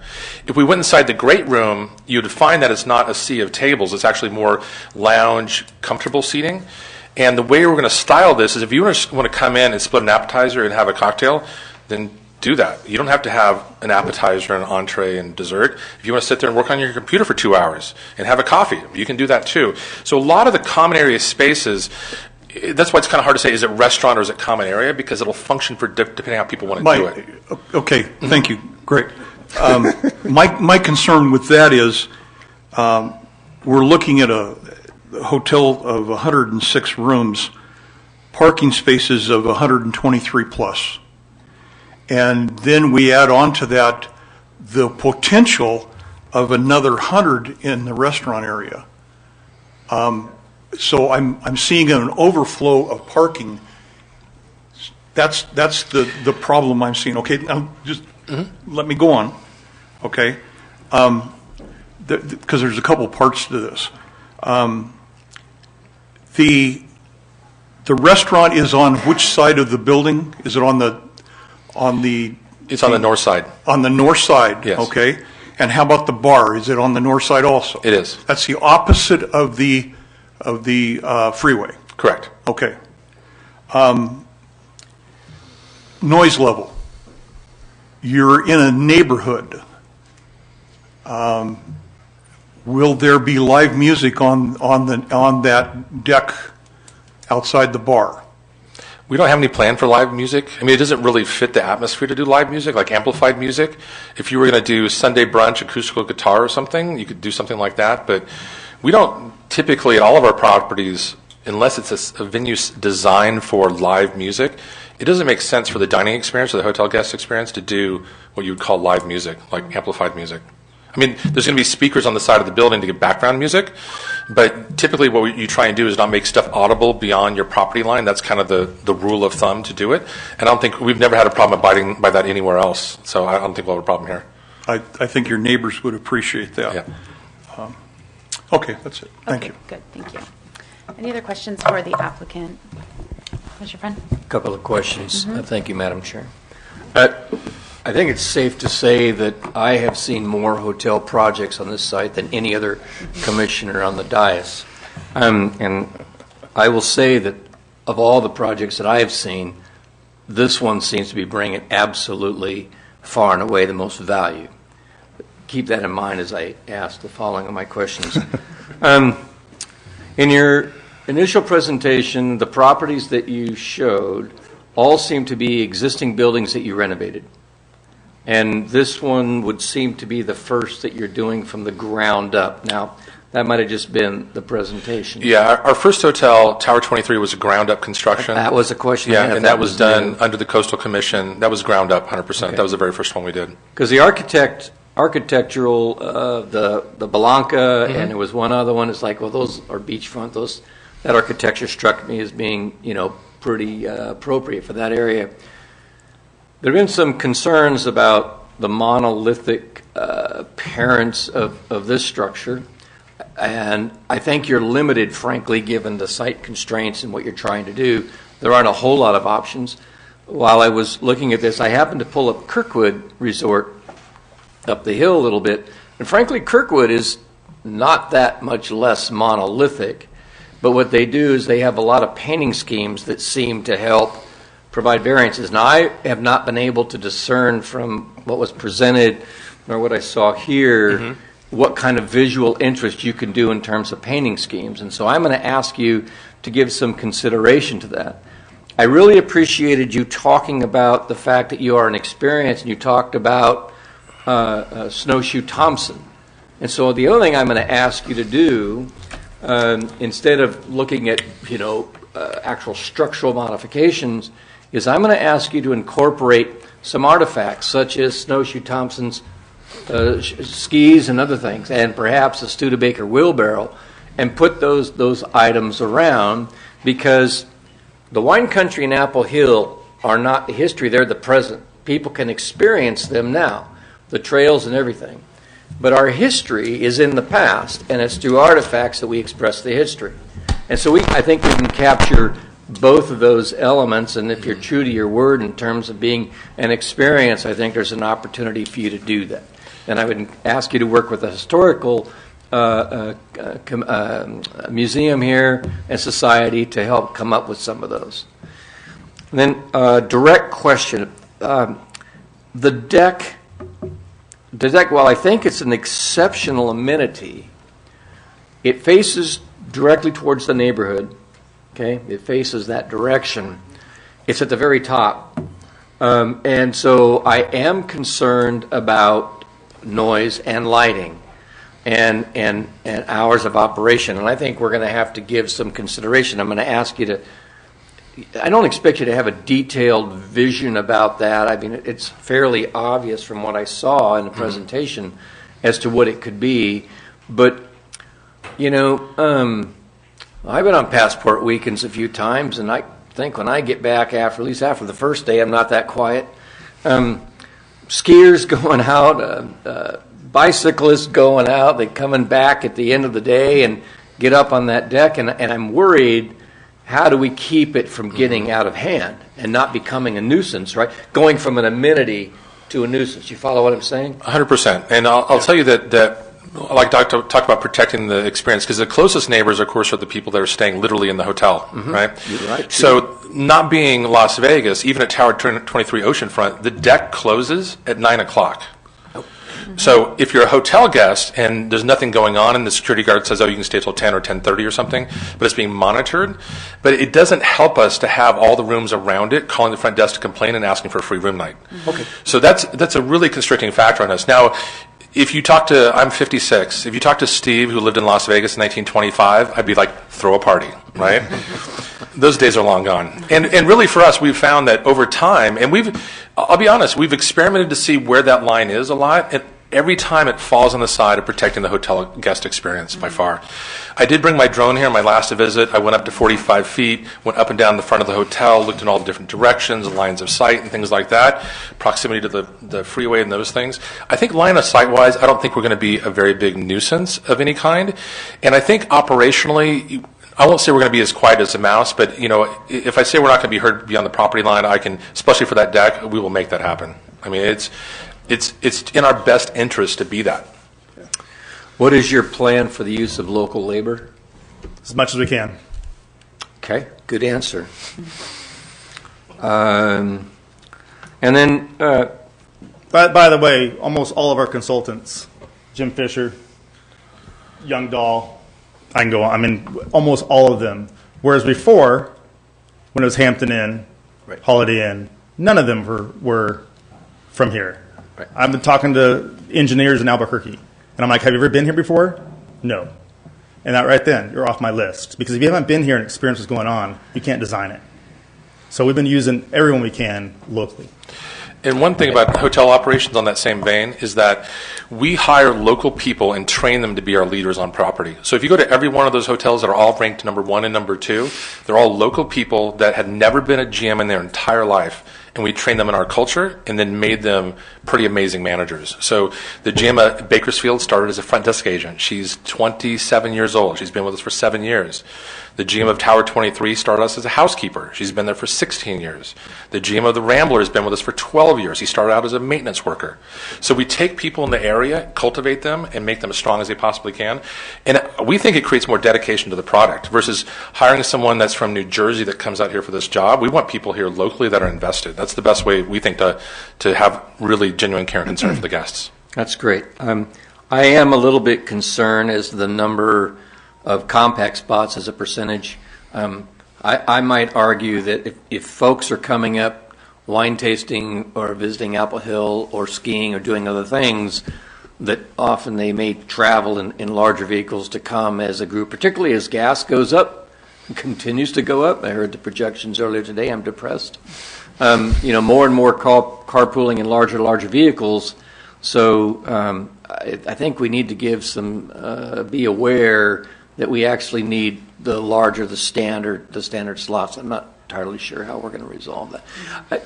And maybe a question for you, and if not for staff, you own the lot next door, right? You own all the property, the one that you're planning to possibly build on later? The Brown family who's here, they do. And can that be used for overflow parking now? Probably. Probably, Okay. yeah. All right, cool. That's Yeah. great. Thank you. I'll just say my questions were also all related to the parking variance requests on compact spaces. I think a lot of people who come up here, they're coming up here for outdoor recreation. So they're driving SUVs and trucks because they've got their bikes in the back. And so I think you're going to be very attractive to the type of people that are coming up here are going to be driving larger vehicles. I think the question I had was why you're requesting this, which I think you've answered. But I'm also sort of looking for options that we can kind of help resolve that particular variance request. And we probably could provide, just on our recent experience, so the valet option for people is purely an option for people. It's not a charge valet. So in our budget, we have the dollars for paying the valets, but we don't have any revenue off the valet stream. So one of the questions is what percentage of people take advantage of that? Some people just don't like to valet park. And really, in the post-COVID world, you don't know what dynamics are changing in terms of people getting in your personal vehicle and stuff like that. We hope it's utilized a fair amount. We know we can get a lot of density out of it. Tower 23 has 88 parking spaces, and we can do about 140 on site because it's fully valeted. You can't self-park on that site. So again, we want to protect the experience, and I agree, whether it be using some remote parking, i.e. the lot next door, making it flat, making it workable, and that's our valet lot, so we don't have to use any of those spaces there. We should look at all those options and see what makes the most sense. Okay, thank you very much. Sure. Any other questions before I open public comment on the matter? Okay. Okay, great. Thank you very much. Thank you very much. Okay, I'm sure we'll talk to you. Okay, so at this time, I'm going to go ahead and open up the public comment portion of this meeting, where members of the public are able to come up and talk for 3 minutes on the project. So if there's any members of the public who wish to speak, please approach the podium. If you could state your name, thank you.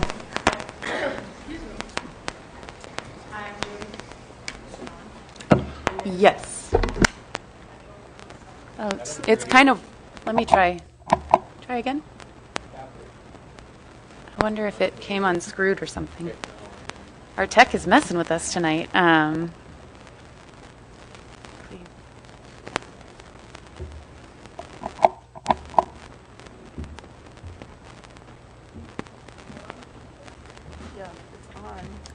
can hear it. Yeah, I could hear the applicant. Try again? No? Okay. There we go.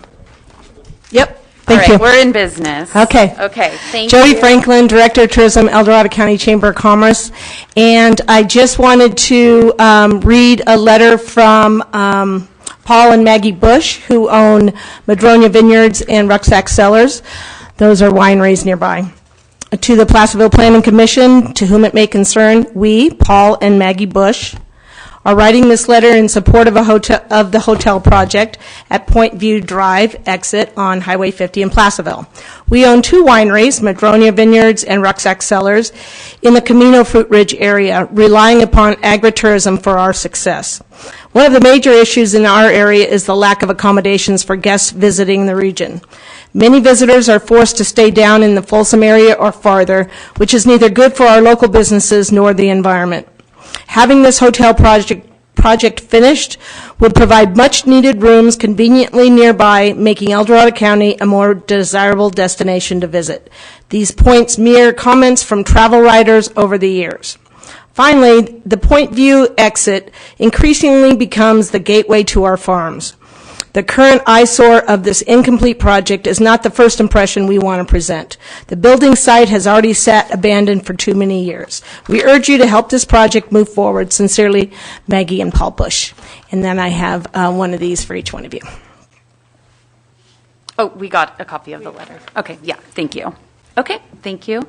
Do any other members of the public wish to approach the commission? Hi, can you say your Hi, name? Madam Chair, members of the Commission. I'm Laurel Brentbaum. I'm the CEO of the Chamber. And as you probably are aware, we have the Visitors Authority as well as the Film Commission, both of which are major economic impacts to our community in generating TOT as well as other trickle-down economic impacts. I've been in my position for almost 22 years, so I've been waiting for this day for almost 22 years. Our board has been a supporter of a project going in at this location for all of that time, and probably prior to my being in my seat. So we are so excited, and we just really hope that you support the applicant and the applicant's request for variance. Thank you. Thank you very much for your comments.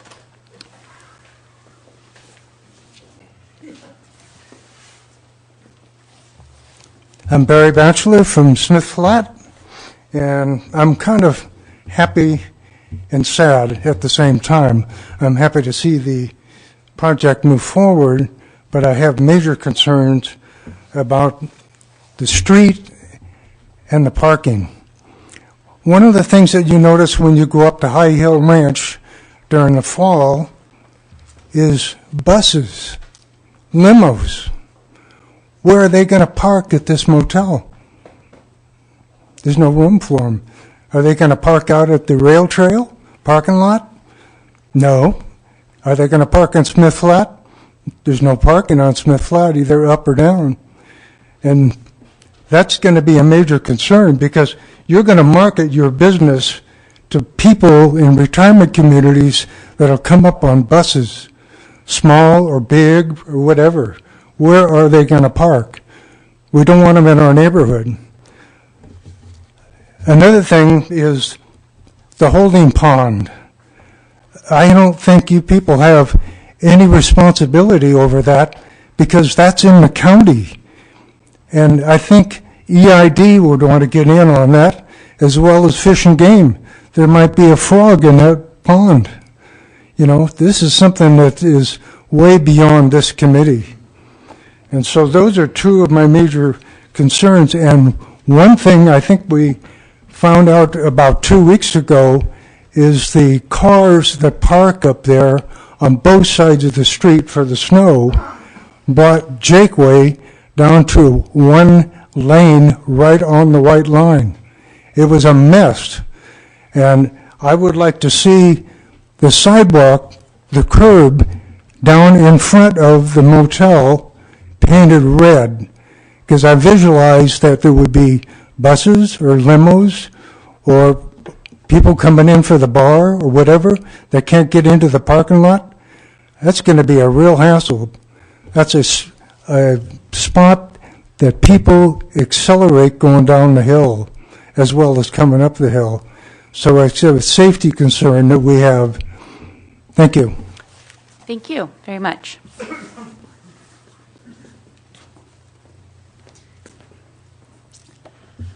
Hi, Madam Commissioner and the board. My name is Kara Sather, and I am the Executive Director of the Eldorado Winery Association.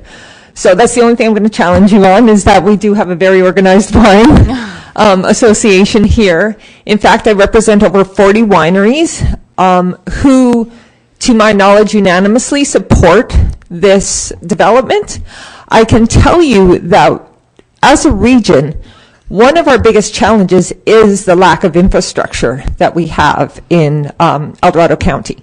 We have even gone to the point where Wine Spectator was going to do a feature story on El Dorado wines, but couldn't because there is simply not enough infrastructure to support the tourism that would drive. So for us, this is critical. We have our events such as Passport to the Great Outdoor, which is coming up in April, and I get phone calls already saying, where can we stay? Right now they're picking little Airbnbs, going down, as other people mentioned, to Folsom. To have this kind of facility here is absolutely critical to continuing the success of the wine industry, which is one of the leading economic and tourism drivers for our county. So I just want to support, unanimously from the wineries that we are 100% behind this development. Thank you. Thank you very much for your comments.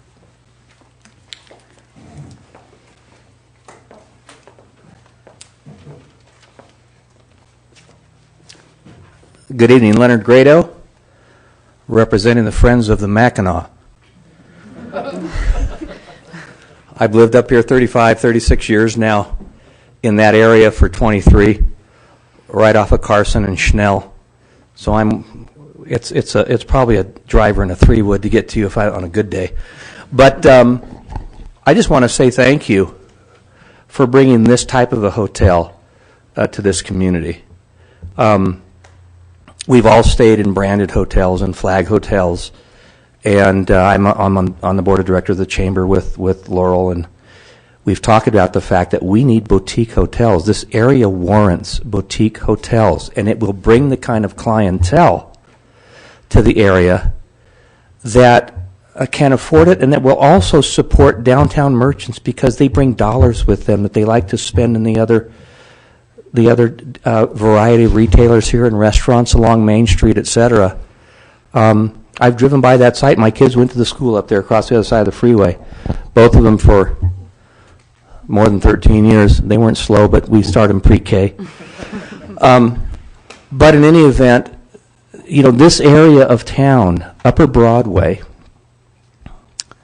needs development of this nature. It is literally on the precipice of falling off into greater disrepair, if you will.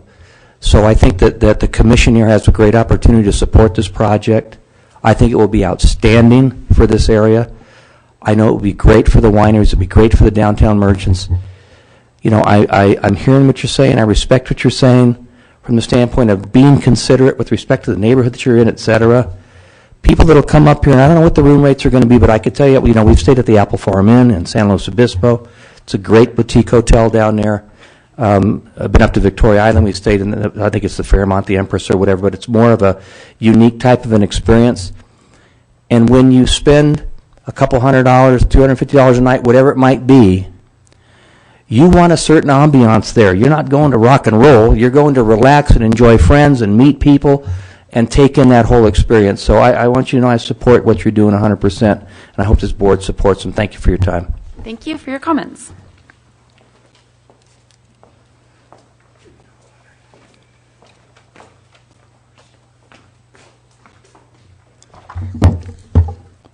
I wrote my comments because I tend to wander.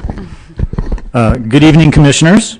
Thanks for taking my comments on the hotel project on Jakeway Road. No matter what some French people might want to call it, it's Jakeway.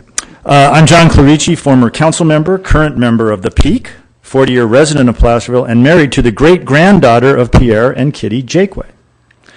We received a presentation on this project at our December meeting, our Peak meeting, and though I'm not speaking on behalf of the Peak, I think it's safe to say that it was enthusiastically received.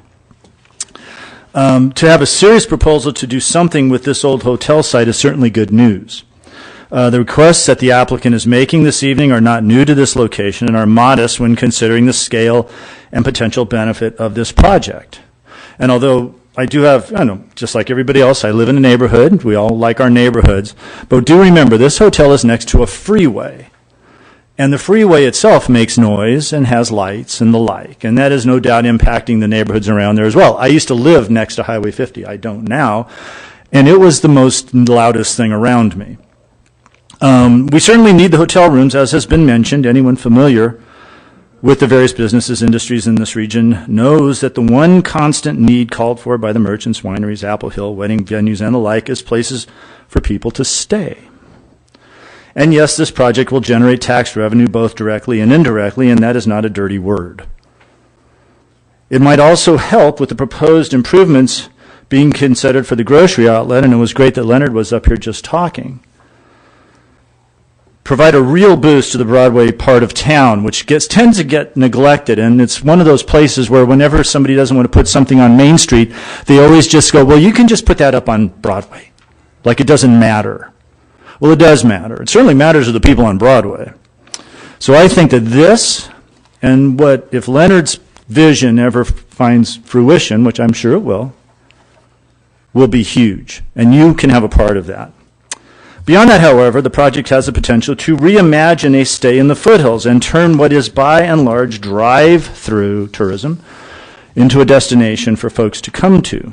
Not to mention the amenities, if realized as they are being described, will be attractive for those of us who call Placerville home. As a resident of Placerville for 40 years, once again, I like the fact that it is not your cookie-cutter Gold Rush era design.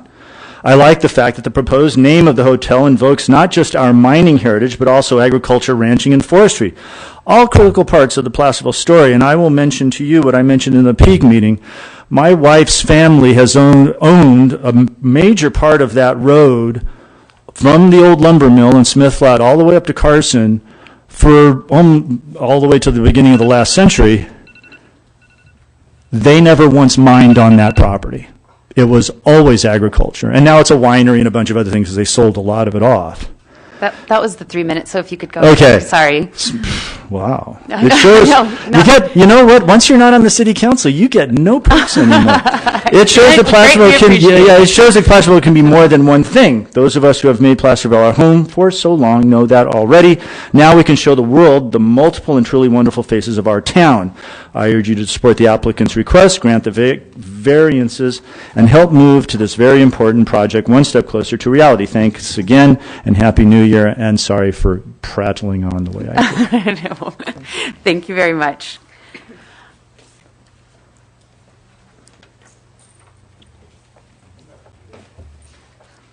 Hello. Good evening, distinguished Planning Commission and staff. I'm John Conforti, 50-year resident of El Dorado County. My aunt is who was the brainchild of Apple Hill. I love this project that these guys have brought here. I've got to agree with Michael Friend. It's the best hotel project I've seen on that site. I personally worked for 4 of the other hotel sites, including the Pea Soup Anderson. And I really like the consideration that these guys, have put into this. Excuse me, I've got sinus stuff here.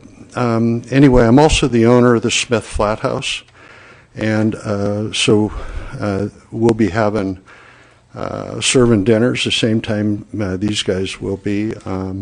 I really do see what they're doing as it'll be positive for us there. I also own the little property directly across the street on the corner. We've been waiting to do something until somebody else comes in and makes the thing happen, so we appreciate that. And I own the old Jakeway Ranch, excuse me, and we've been there had that property about 20 years. One of the things I really like about what these guys are doing is I see it creating an opportunity for people that come up to Placerville not only to stay here, but as they stay in the hotel and venture out into Placerville, they're going to have a walking adventure to be able to go either way on the trail. I think it's going to make the Smith Flat House, the farm, 24-carat farm is our farm. I think it's going to give pedestrian access to those properties. The two wineries that are across the street from us, I think it's going to help them again with pedestrian traffic. I see the only downside of this is the homeless that we have living up on the hill there. And that's been a real problem for our neighborhood up there. And I think what these guys are doing is going to make that go away too. Anyhow, thank you.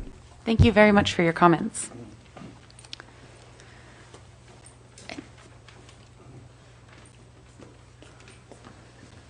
Hello, my name is Janet Kelly. Thank you. I was part of the old gang of the neighborhood. I'm sure most of these people don't live in our neighborhood. I live 2-3 doors up from where this project's going to be. And as far as the settlement agreement, I don't know, it must have been with the lawyer, but it wasn't with the people that live there. And it doesn't change the fact that the Third Circuit Court of Appeals through this, they did not approve the negative declaration for this project. So that being said, I'm not thrilled about the pond, covering up Hangtown Creek to put a pond on someone else's property. I am glad that you mentioned something about the music, and I'd like some type of stipulation saying that there's not going to be late night loud music, because like I said, I am right up the road. As far as the noise from the freeway, yes, it is loud, especially now that they cut down all the trees coming off the off-ramp for the prior project. Now you can't even open the windows on the east side because the traffic noise just flows right down the off-ramp, right up to my house. So, and as far as the homeless, he's right about that. As soon as they, I'm glad you have security on your hotel, because as soon as they punch that road through to Jake Way during Apple Hill season, I have homeless people at the bottom of the street, Point View Drive, holding begging signs for the tourists that are coming back and forth. So maybe your security will help with that some. The gas station. Oh yeah, and it's going to be a major thoroughfare to Apple Hill. You've got this tiny, crummy little road going up Jake Way, and you're going to make this a major thoroughfare. So hopefully you're going to do something about that. As far as the gas station, that was my major, I know you said that. That was my major disagreement with this project, a 24-hour automatic car wash right down the street from my house. And prior planning commissions swore to me that this wouldn't happen, but it was in there every time. Now, if you tell me it's not going to be a gas station and a car wash on that little piece of property, then I will believe you. I will tell you that there will be no gas. There will be no car wash. Okay. All right. So besides the lights and the noise, I guess we're going to be stuck with it. Okay. Thank you. Thank you very much for your comments.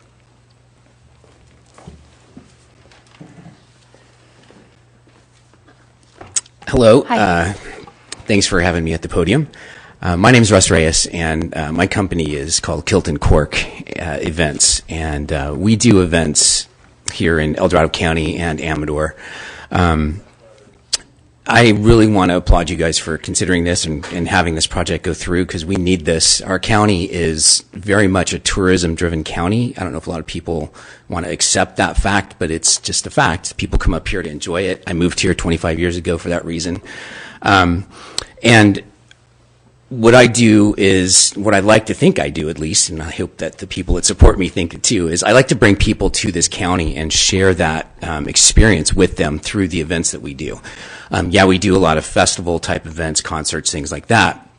But this project is so important because, for example, in October we brought about 5,000 people up to visit Placerville, and it would have been nice if a lot of those people had a place to stay and experience the rest of the region more than just that one day. So having the infrastructure for the visitors that come here is really important, I think, to the community, but to businesses like mine as well. So I love this project. I love the name. I love the hotel. It looks like it's a great place. I can't wait to stay there myself if it gets built. But I just want to say I do support this project, and I hope you guys do too. Thank you. Thank you for your comments. Is there anyone else who wishes to address the Planning Commission on this project? Okay. Seeing no one approach the podium, I will go ahead and close the public comment portion of this review and bring it back to the commissioners for discussion. Thank you. And action. Okay. Madam Chair, I Yes. had a couple of follow-up questions. We didn't really talk about landscaping at all. And I had a couple more questions for the applicant, since they're sitting right there at the desk, if we could just allow me to do that. What's the occupancy for the large, do you have a large conference room? Well, in the there's one building? on the ground floor, the Holiday Inn plan had really two conference rooms that had a removable partition in between. Yeah. Unfortunately, there's two big giant posts in the middle of the room too, which is not great. But it's really a partitionable single room. How large? How many square feet? If they were 2,200. That's what it was. Yeah. 2,200. And proposed occupancy for that for say dinner dancing. What would that look like? It would be, well, if you do it from a typical like 1 per 15, then it'd be about 115, 120 people. It'd be somewhat less than that because of the true configuration of a social event like that would have generally a head table or a buffet line and stuff like that. So when we looked at the plans, we thought we could probably do 90 people, 90 person event. Okay, so that's pretty good. It's kind of like there's a room at the fairgrounds, I'm thinking, similar. The Forney room, I think, would be kind of similar. So I'll throw out an idea for you. A Fezziwig's Christmas party to raise money for the homeless. Get together with Mr. Reyes. Maybe you guys can come up with something. I want to talk about landscaping. I would like to suggest that you scrap the live oak and scrap also, I think, the coastal redwoods. They can be problematic. Incense cedar, I think, are a nice tree. They're local to this environment. I'd like to see as many incense cedar and ponderosa pine possibly planted in there. And there's a strip of property outside the parking lot on the western edge. Okay, and it seems to me that you could add a lot of those types of taller trees there. It would soften that end of the property, right? Which is, it's just the end of the property. I know you have a sign plan for that. We could probably allow the planting so that you can still see your sign. I don't know if would that sign be visible from eastbound 50? The signs as we're showing them on the building, as best I can tell from my drone work and stuff like that, you're not going to see any of the signage from the freeway either direction. So that's really not a concern. So really your main signage draw from my perspective is going to be along Jake Way Point View. Along right in front is where your signage is going to have the most value. So even if you had a sign on that western end, but you had some nice tall trees, pines and cedars there, you're really not going to be sacrificing much, in my perspective. And you're going to get some additional parking lot shading there as well, and you're going to kind of soften that side of the building. So I'd really like to see an introduction of those kinds of trees and removal of the live oak wherever the live oak are mentioned. So I'll throw that up to my fellow commissioners. I'm not seeing you shake your head no. No, I mean, when you think about it from an operations standpoint, number one, we want the place to look like it had been there for 50 years. Right. I mean, in some ways. So we want to use local, natural stuff. And if you have insight about what's easier to maintain or throw stuff on the ground or tears up hardscapes or whatever, we're open to suggestions. We don't have a preconceived notion about what that has to be. We want something that fits in, that works. Okay, great. And then I will probably request a condition, no music after 10 p.m. on that deck. I think you already said it'll be self-policing just based upon the policy of the hotel, but just to make sure there is a finite boundary that we're adding, boom, I don't think it'll be in conflict with how you expect to operate your facilities. That's probably what I'll do. Thank you very much. Pierre, Nicole and I are looking there. I know I read when I was reading the packet there was a recommendation to replace the large tree with a page 6, is it? Okay. Of the December 21st one? Yeah. Okay. Yeah, landscaping page 6. Okay. They suggested deodar cedar, but I think the incense cedar is actually. You can have a I like the incense cedars local. Great. Yes. Sorry.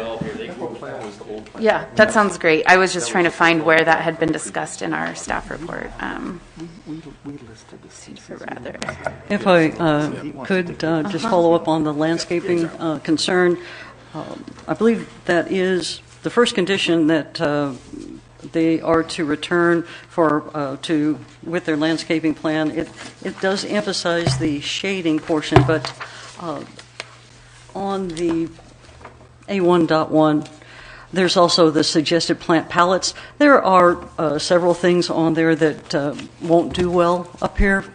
So I'm sure you've talked to staff, and we have in our development guidelines a good palette, and I'm sure that your landscaper will be able to find plants that will be successful and give you the look that you want. So 100%. You'll find that as it relates to landscaping, that's probably our least.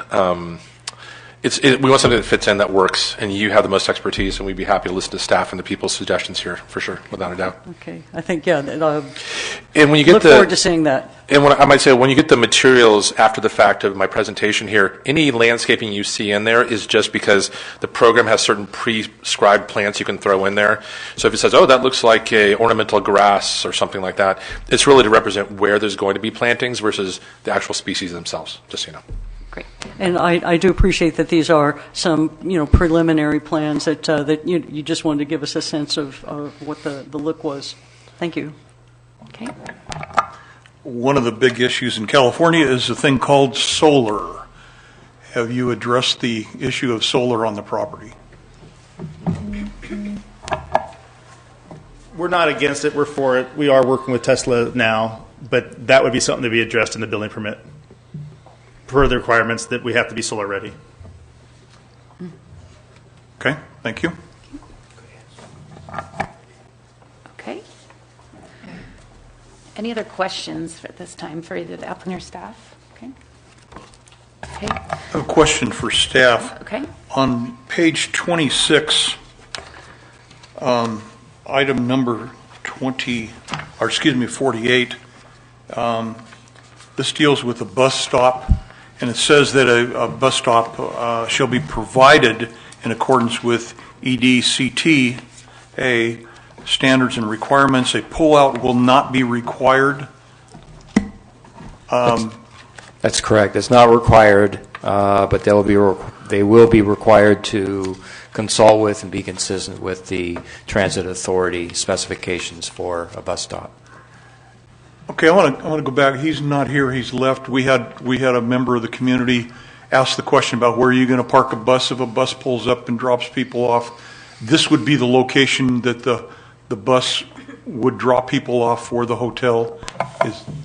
This would be the location for the transit authority. Transit bus. So I think the earlier speaker, I think there was Mr. Batchelor. I think he's speaking with private buses and private limousines, which they're not allowed to use this. This would be a bus stop for the transit authority. And I was a little bit, I'm sorry. Excuse me, let me finish. Yeah. For the applicant, you guys deal with this boutique hotel theme.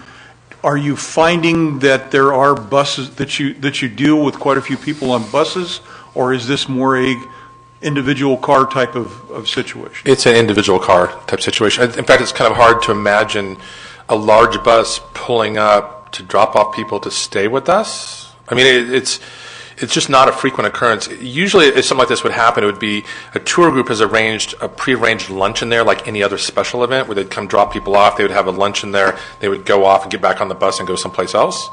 But we envision this mostly to be, anywhere from 1 to 4 people per car type situation. And one thing I can put in for the record on the limousine side is you're going to find actually there'll be less limousines with our hotel there than there used to be. Why do people get a limousine? Because they can go from a distance, go and drink and have fun, and then have a safe ride home. And so what we want to do is be a place that's right there. So I think if anything, we'll probably reduce the amount of limousine traffic in the area as it revolves around wine tasting specifically. Mm-hmm. Okay. Thank you. Thank you. Okay, so I guess the best way maybe to move forward, are those all of your questions for it? Should we break apart the 3 components of the SPR and the 2 variances? Or is it all just one? No, yeah, just. Okay. Okay. Well, then I'll entertain. Go ahead. Are you looking for a motion to? No. Discussion, yeah. Discussion. Any further questions? Yeah, Madam Chair, if I may. Discussion. I just want to interrupt, and my apologies, but there was a lot of discussion regarding the music. The noise that would be perpetuated from outdoor music. Outdoor music is not a use allowed by right, so that's something that would require a conditional use permit. So, for example, we've had a lot of issues with our local businesses, like on Main Street and elsewhere, where they want to have music. They can have music inside associated with their use, but anything, if they were going to have a music event outdoors, that's going to require a conditional use permit. That would have to come back before you. If they wanted to have acoustical music like they were talking about, where you really can't hear it unless you're right there near the hotel, well, that's probably okay, no harm, no foul. But any kind of loud or amplified music, that's not a use allowed by right. That's a use requiring a conditional use permit. Thank you for the clarification. So I appreciate that. Pierre, while we're on that topic, do you recall, or maybe Cleve, either one of you recall offhand what our current languages or approximate languages regarding ambient music for the restaurants downtown? There's something about the music shall not project as beyond the property boundary or 10 feet or something along those lines, right? Something similar to that? Basically, if you're referring to restaurants that say mount a speaker and broadcast music via speaker to the sidewalk, stuff.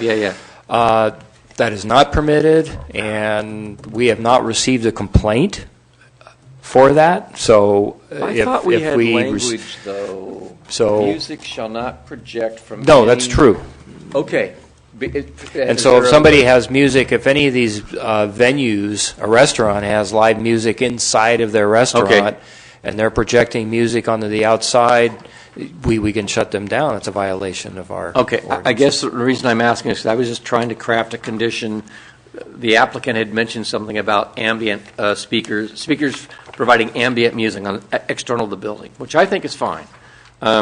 But obviously, we don't want that music. We want the volume to be such that it won't project beyond X number of feet, and I was just trying to be consistent with whatever language. And I thought for sure we had language from downtown that was like 10 feet or something, and I don't know if anybody else remembers that. I thought we did. Yeah, so, I'm not recalling any distance, but as far as the mounting a speaker on the outside to project it onto the sidewalk, that's not permitted. Okay, I'll do my best here then. Thank you. So you don't, based upon your other comment, you don't believe we need any kind of a condition that deals with music or even activity on that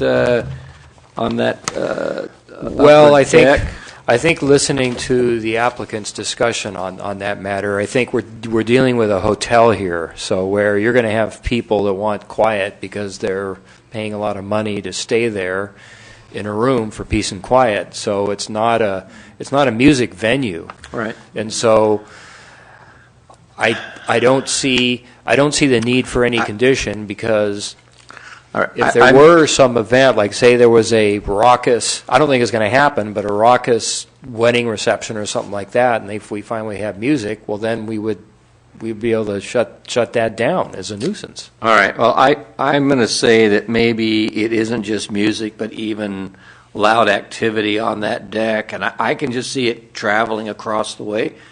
So I'll probably ask for a 10 p.m. curfew for the use of that deck. Yeah, I can just see it. And respectfully to the applicant, I accept your premise that you would be self-policing and want to keep it comfortable for guests. But I just think. Well, I'm not that concerned about the noise, and I'm not. I don't live up there, but I certainly have walked by, ridden my bike on the path, and I know that there is a small house very close to where the project is going to be. I want to point out that Mr. Conforti was here, the owner of the Smith Flat House. They have a patio. They have music back there frequently, and it ranges from acoustic to amplified. They really are adjacent to, very much closer to some of the residential properties at Smith Flat, whereas this is highway commercial. And, I appreciate the concern for the, noise impact, but given the location of this spot, the fact that it is a different kind of use, they're, not going to be having music events as part of their business plan. I don't know that it requires a condition at this point. So I'm just not. I want to be fair to this applicant, knowing that what takes place up at the Smith Flat House, and I don't know that the city has received any complaints about those activities, if that's too loud for the neighborhood. But yeah, we have not, but the Smith Flat House is located within the county. It's unincorporated. Oh, that's in the so the city wouldn't be getting the complaint. Amplified music is not the issue, because that requires a special permit, as we've already heard. So we're not even worried about that. I'm just looking at, this is at the very top, right? It's at the very top of the building, and it faces directly to the neighborhood. And I think the highway being right there, notwithstanding, late at night, there's not a whole lot of traffic on that highway. There can be, but the sound would travel in one direction, would be towards the neighborhood. I don't see adding a 10 p.m. curfew for the use of that in being a conflict with their business model. And then I think it also provides some consideration for the neighborhood, and it also prevents, should you get just a group of, I don't want to pick on any demographic, but some group of, you're in a demographic, all right, rowdy wine drinkers or rowdy skiers or just rowdies, getting up there and just kind of getting carried away. Sound travels is the thing. I mean, it really does. So I don't think having a 10 p.m. curfew on the use of that quiet hours would. Yeah, I don't think that would. Would you allow our applicant to speak on this? He has a comment. Would you be open to hearing from him? Yeah, sure, okay. Sure. Through the chair. Yes. Hello. So I'm concerned with that constraint. We live and die by our reviews. And you all know of a hotel that you've been to that was very loud and you didn't get a good night's sleep. But also do keep in mind, and we are open to any suggestions, but maybe we can look at it a different way. That maybe Monday through Wednesday or Sunday through Wednesday we have a certain hour, and then on the weekends we have another. Because we do intend to do many weddings here. And if I have to go to a bride and groom at 10:15 and they originally started with 100, now they're at 30 and say you've got to go, I don't think it'd be the right thing. And we do self-police ourselves, and you do have city code that's already regulating these noise requirements. So for us, we do self-regulate. We do want to be a good member of the community, and we don't need to have any of our neighbors not happy with us. But we do plan to do many events here. That's what a hotel does. That's how we attract guests to come to our property. And one more thing, if a tour bus, we do got to realize that if a tour bus comes in with 45 people, 2 of them, that's 90 people, that's 45 rooms. That's 45 parking spaces that are not being taken that day. The buses can go find a place to park. The driver doesn't necessarily stay with us. It's only the guests. So there are things that self-regulate that, and we do have areas on our plans right now that are not striped that would hold a bus. Mm-hmm. We're not going to mark it as a bus stop, but if we had 45 guests with us, we could park that bus on our property. So thank you. Thank you for the clarification. Yeah, I'm kind of disinclined to put the condition on for a 10 p.m. hard start or hard stop, just because I do think that there are other capabilities that sort of already police that. I'm kind of in more agreement with what you described as not necessarily wanting to put that full condition on. It would be enforced. There's already a curfew. Curfew already says that, right? There's a 10 p.m. curfew, I think, for loud noise, right? That's the complaint threshold, I think. If someone's going to issue a complaint, it's like after 10 o'clock. Yeah, then the police are going to come out for it. So it's just reiterating what's already true. I thought the applicant was actually going to offer a solution because I forget your name. Steve seemed to say that, we're usually done by 9 o'clock. The partners kind of give them a little bit different. I thought they were going to offer some kind of a solution. Well, if I can, the scenario that Brett brought up is real, which is someone has an event, it winds down, there's a few people left, and you don't want to be the person that goes up to the bride and groom when there's 10 people left and say, look, we have to shut this down, you need to go back to your rooms. It's really bad business to do it that way. So I think that but I also realize too that we operate 4 places that have rooftop decks. So we're very used to and keen to the relationship between the local community and then the operations as well. So we don't want to we don't like to schedule or do events that create conflict with neighbors or anything else. And our sales team steers people in a direction that we want them to go. So, when I think about the layout of the hotel, and of course we're thinking about this hotel and future development in that area where we plan to be involved in, is that the hotel needs to serve a purpose right now, and then eventually that could morph into something else slightly different where events could be some other place. So it's kind of a middle ground. I think that if you have code in place, and I will swear up and down we will meet everything in terms of requirements that are on the books, we will do that for sure. But I do dread that time when someone that wants to stay up there for an extra half an hour and there's no music on and they're sitting by the fireplace having a glass of wine and we've got to shut them down and they're paying their bill, so then they stiff the waiter because they're mad at us. So then I pay the waiter out of my pocket. I mean, those things, I know they seem trivial, but they're real and they do happen. No, sure, and it's not a zero-sum game or that quite of a stark reality. Certainly you could offer them that the bar is still open and that's inside, right? So it's not like they have to stop their reveling at that moment. It's simply the outside component. There is a law of physics there, and just the sound travels. So I'm not going to die on this hill, but certainly the record will reflect that I'm sensitive to the fact that it can, in fact, be a problem. So 100%. I'm getting my artifacts. That's all I care about. Okay. I'd like to quickly address some of the other comments that we received from the public. Absolutely. About it. One of the, I think his name is Mr. Batchelor, brought up the detention pond, and this may have also been brought up in one of the letters that we received. Nonetheless, I just wanted to discuss that a little bit, just so that we understand how the detention pond figures into this whole project. The way I understand it, it did kind of jump out at me when I first started looking at the site plan. Why is it so far to the north? And then I actually talked to staff, and I now understand that is the detention pond is it was mitigation mostly for earlier phases, and especially for the road that was built, and it is designed. I don't know if the rest of you are aware that it's intended to capture an equal equivalent amount of runoff from another area that drains into Hangtown Creek. And since it was brought up by Mr. Batchelor, he and other members of the public may not realize the function of the detention pond. So it's compensating for runoff. And then there's also the Clean Water Act section, I think that's 404, permit.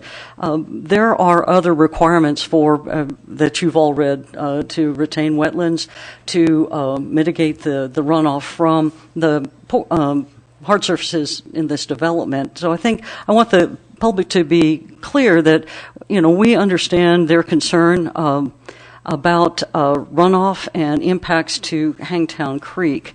And since our city engineer, Rebecca Neves, is here, you can speak to this much more knowledgeably than I can. I just want to have it for the record that this, we understand how this mitigation functions. And also I think it's very important to point out at this time that, there is a condition. Let me flip back. I think it is condition 23 that speaks to this detention pond, and I think there's some concern that who's going to control it, and that it does have to go through approval by our city engineer. And Ms. Neves, do you mind taking a moment? I don't know if the rest of you want to hear her expert opinion at this time, but since it has been brought up, I just want to make sure that everyone's clear.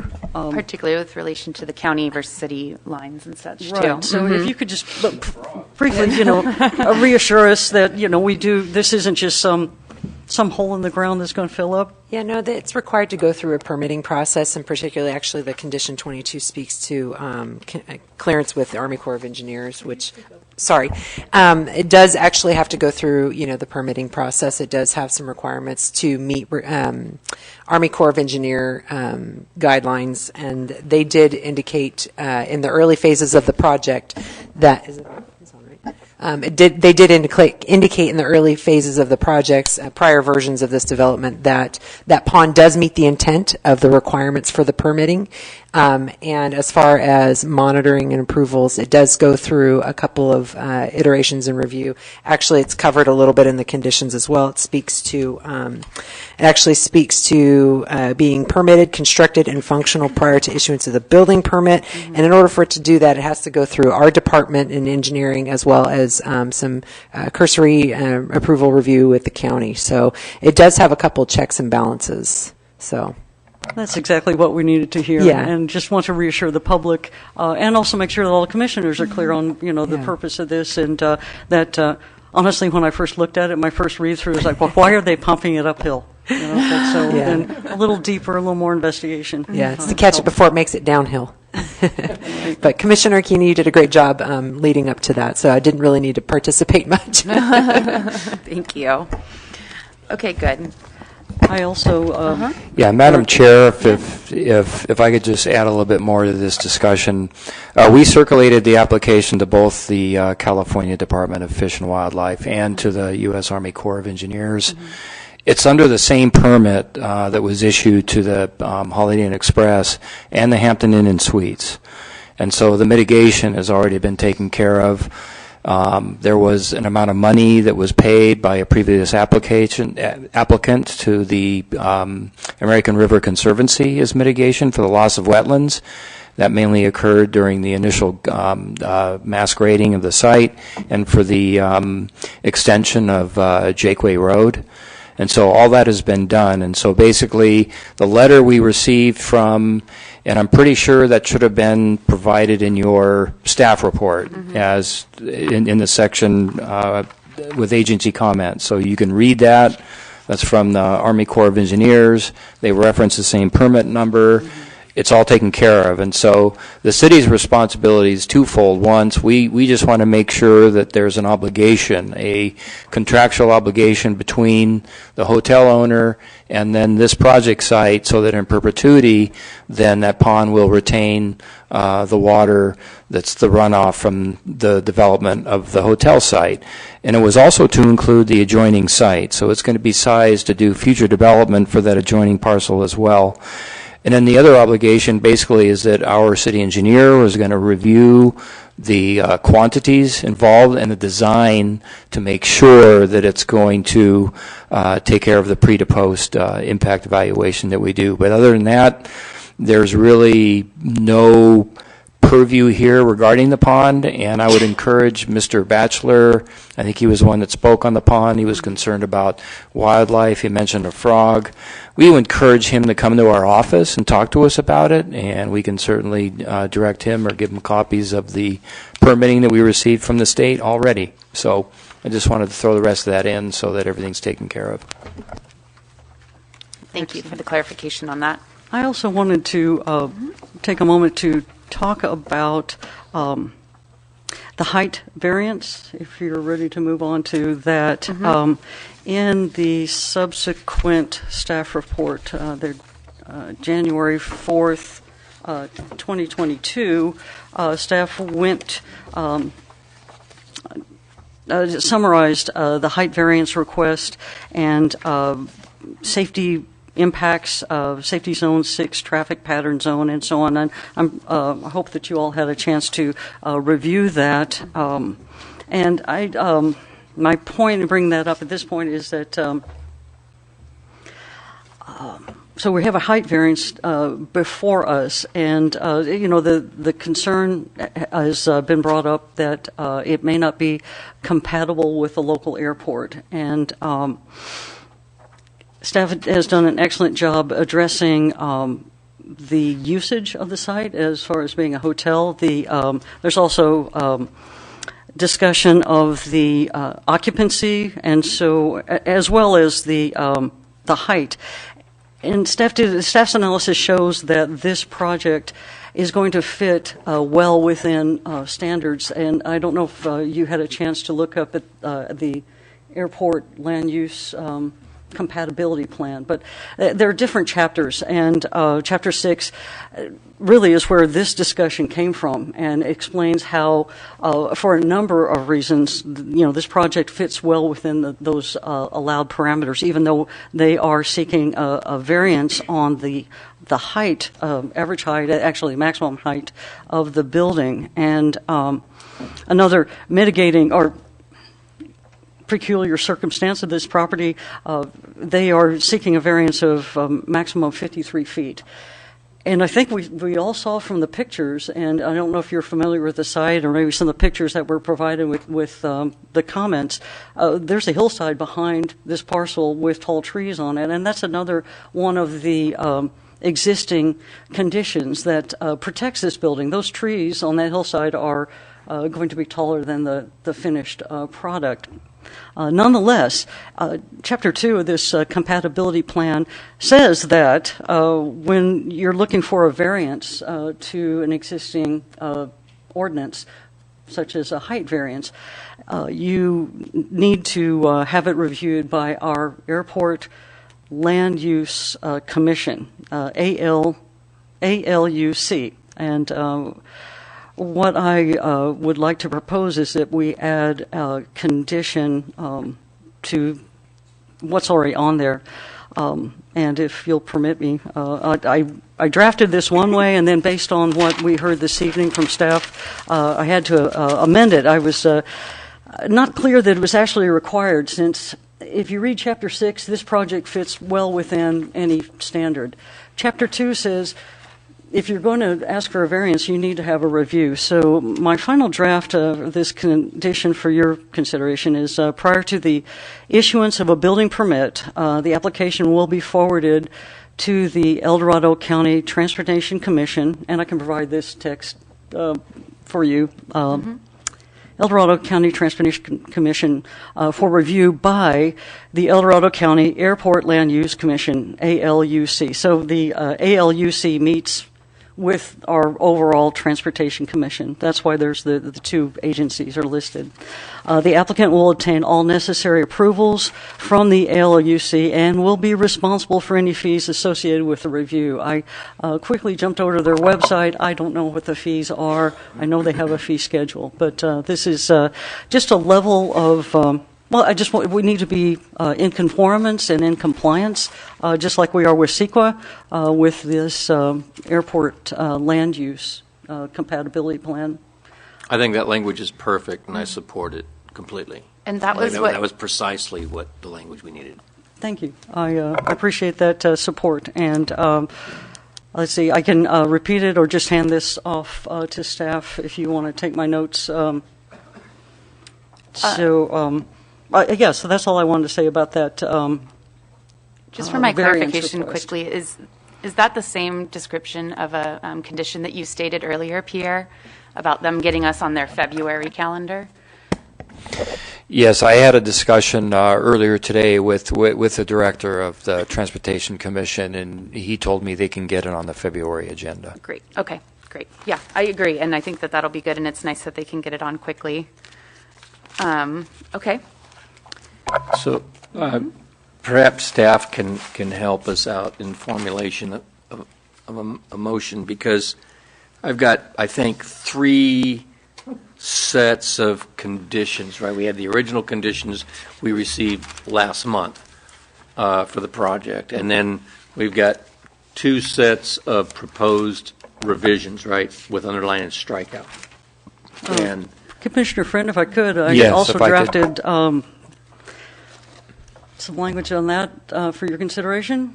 well, it's kind For of the a motion, procedural question to- before we get to that point. Oh, I'm sorry. A procedural question before we get to that point. Oh, okay.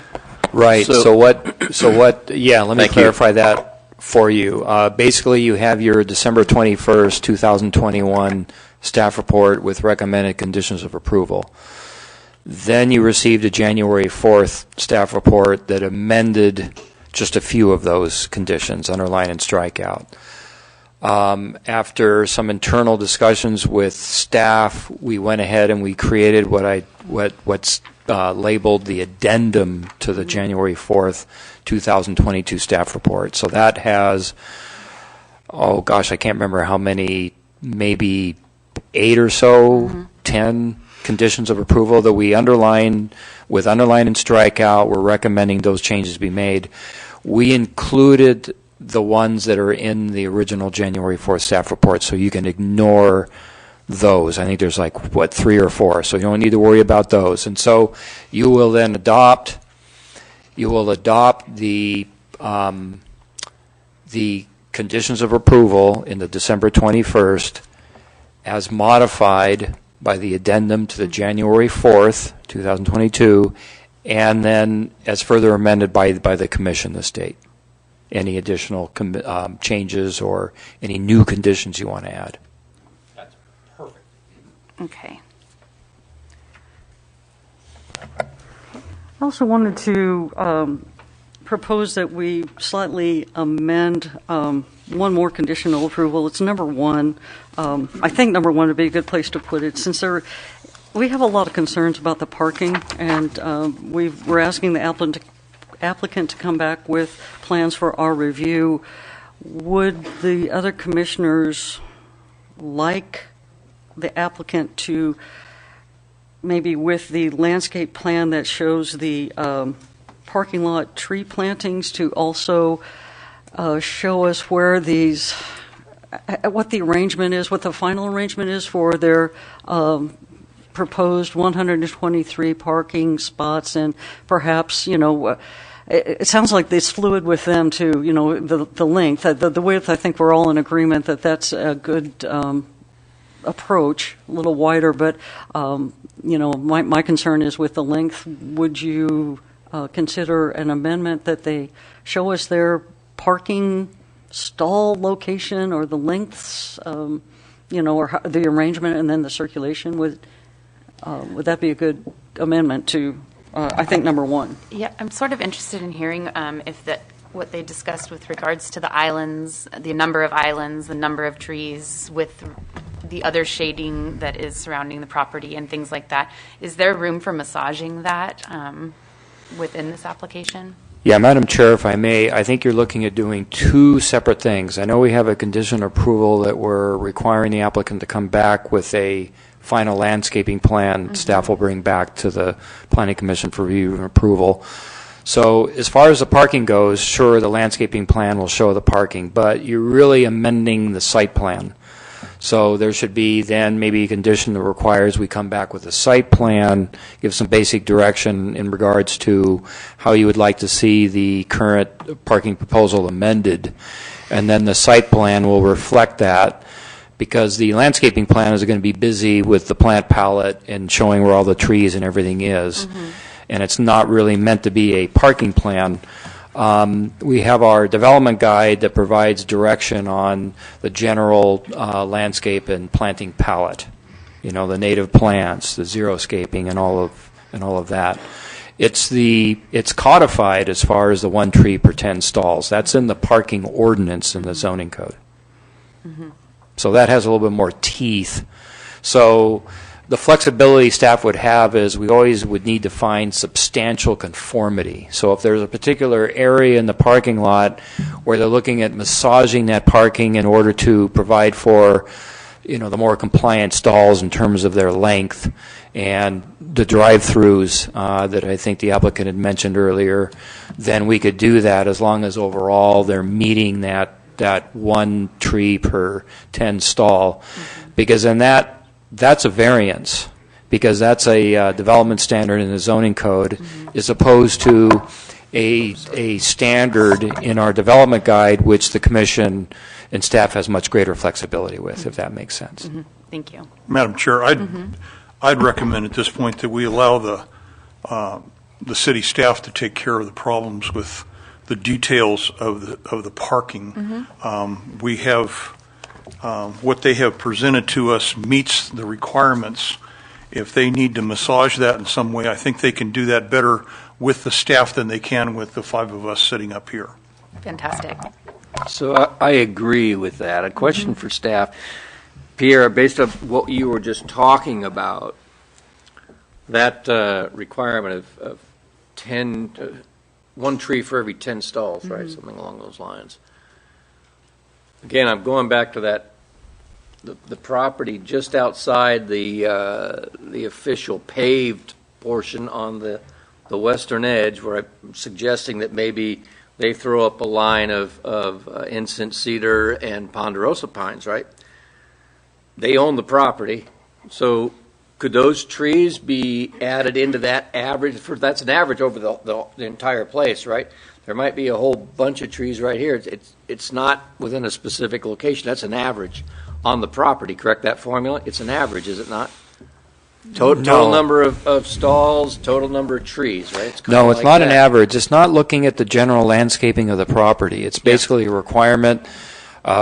You know, at some time, the city felt it was important to get tree or parking lot shading, and so that's the requirement. The 50% shading, that's in a development guide.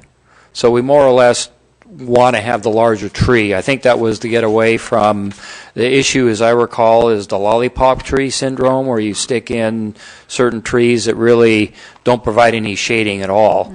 And the whole idea is to, you know, the heat island and shade the cars, shade the parking lot, and sort of break up the whole, you know, hardscape.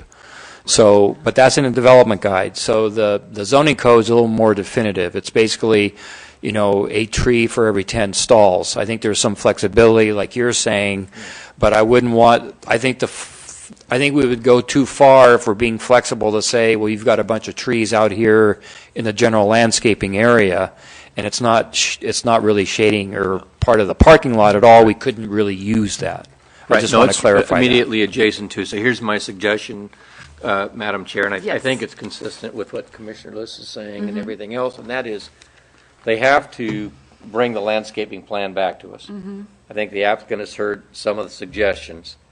Let them do that, including the trees they're going to add or subtract or whatever. Then we'll be able to see that. Then at the same time, they're not going to be required to present the parking plan to us, but we'll have an opportunity to perhaps see it at that point, and certainly they can work with staff. And I think that might kind of get us to all what we're thinking about doing. So that would be my suggestion. Agree. Yeah, that sounds very reasonable. Yes. Okay. Since we're on the topic of parking, I believe there was another condition that we needed to add, a reciprocal parking agreement for the covenant for the 14 spaces. Yes, that is correct. I could not find it. I wrote it in my presentation and neglected to make it a condition of approval.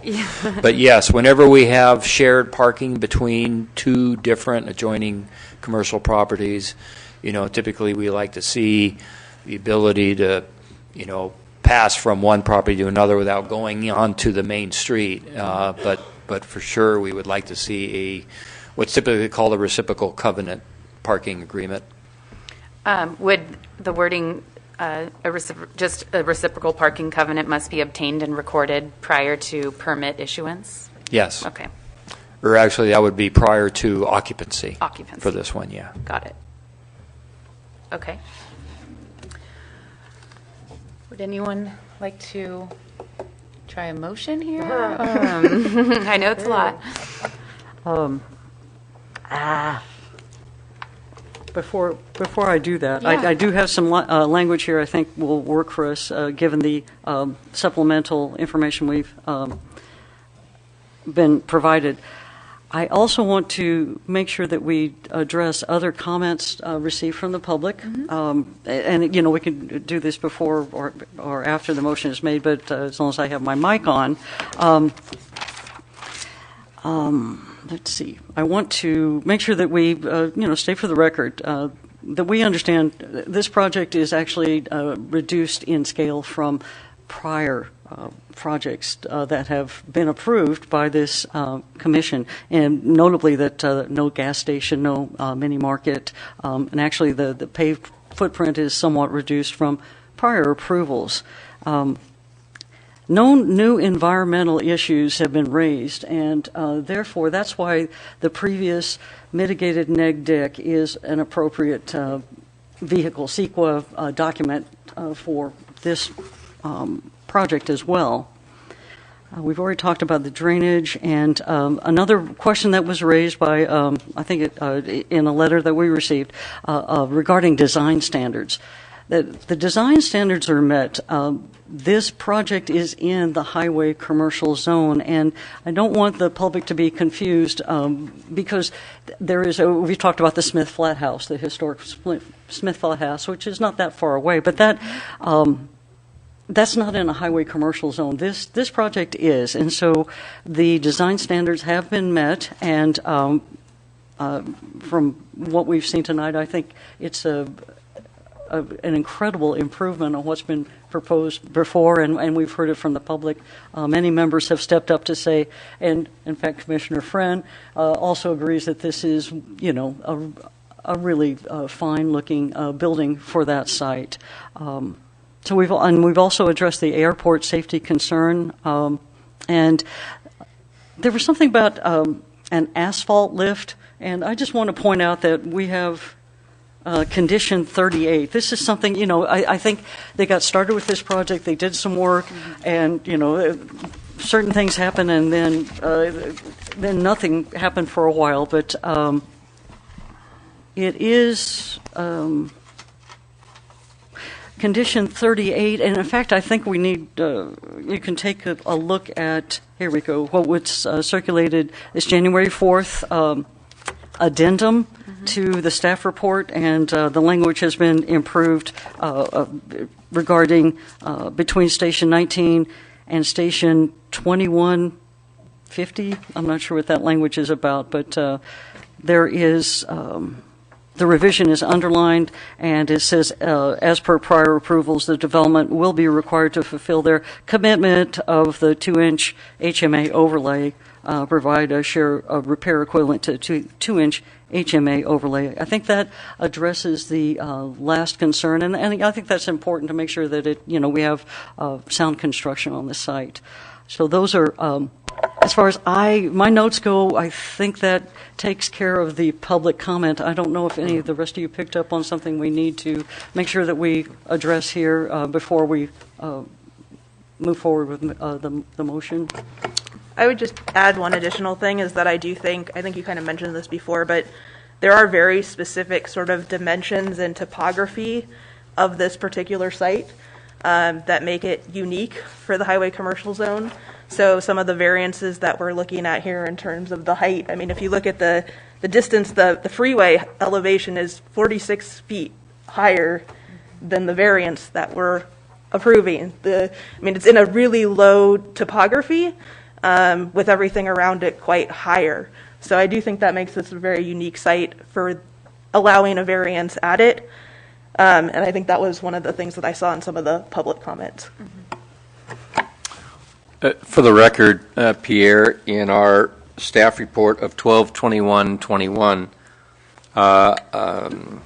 this will actually be on page 15, but it's action, make the following actually it's take the following action. So action item number 2, make the following findings. I'm reading on page 15 now, the bottom of page 15. Yes, sir. The CEQA finding. Yes, sir. So for the record, then, is what's written item parentheses 1 and parentheses 2 and parentheses 3, are those true? Yes, those would be evident in the record, and Great. those are the findings directly out of CEQA. Great. So I just wanted to make sure that there was in the record so we can make the finding, because I don't know that we discussed them in great specificity, but now staff has said, yep, those are true, so I can accept that as a finding. Okay, thank you. Okay, so if that has addressed, is there any further questions that anyone has or discussion prior to a motion? I appreciate all of the commissioners addressing both the public comment and the questions that I think have arisen throughout this. And I also really appreciate staff for the thoroughness and the addendum and all of the additional information that you provided that really fleshed things out. So with that, I could take a crack unless someone else has an, okay, kind of. I think you. What you and Pierre discussed a few minutes ago, and add that to the note, because I thought that this would be a little difficult given the additional information we have. But Madam Chair, I'd like to make a motion that we adopt the findings from the December 21st, 2021 staff report, including, starting on page 14, making the following general plan consistency findings as listed in the staff report. So those findings begin on page 14 and continue on through the staff report. To make those findings and do I have to say all that over again? Thank you, Nicole. I appreciate that. Adopt the findings from the December 21st, 2021 staff report, including the findings regarding the consistency with the general plan and the findings for the site plan review.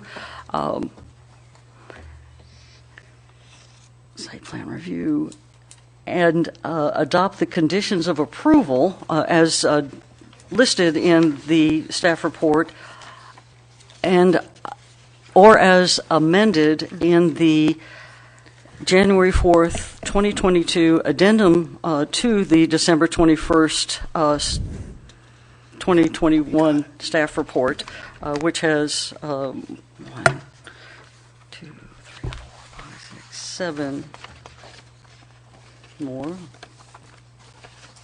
8, 9, 10, 11. I believe that's 11 revisions to the conditions of approval, including also including the condition that, and I'm going to call it number 60. We've struck some conditions at this point. We're up to number 60. May be subject to change. This is regards the Airport Land Use Commission. Prior to the issuance of the building permit, the application will be forwarded for their review, and the applicant will be responsible for obtaining the approvals from that body and paying any fees associated with that review. Do we have any additional? The reciprocal parking. Number 61 would be the condition of the reciprocal covenant agreement. Reciprocal parking covenant. Reciprocal parking covenant agreement for 14 spaces must be obtained. 14 spaces on the adjoining property must be obtained prior to occupancy. Is that correct? All right. So we have 2 more conditions that any other changes? Those are the ones that I That had. is my messy motion. It was good. I second the motion. Okay. Any further discussion? Did we want to include anything related to direction on staff on the parking to work with the applicant? Nope, no direction to staff? Just for clarification, if staff could ask, I know we're going to be coming back to you with a final landscaping plan based on your direction tonight, and I'm assuming then you're going to want to add that we're going to bring back a revised site plan that addresses the parking. Yeah. The other question is about lighting. And lighting, we don't have the exact lighting descriptions yet, right? Yes, and signage, but those conditions are already in there. The lighting will be and- covered in the signage, correct? Yeah, I think it's condition.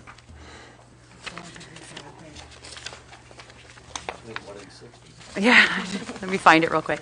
I feel like that was covered in the signage agreement when my understanding of it anyway, when I was reading it. I don't know where off the top that it was, but.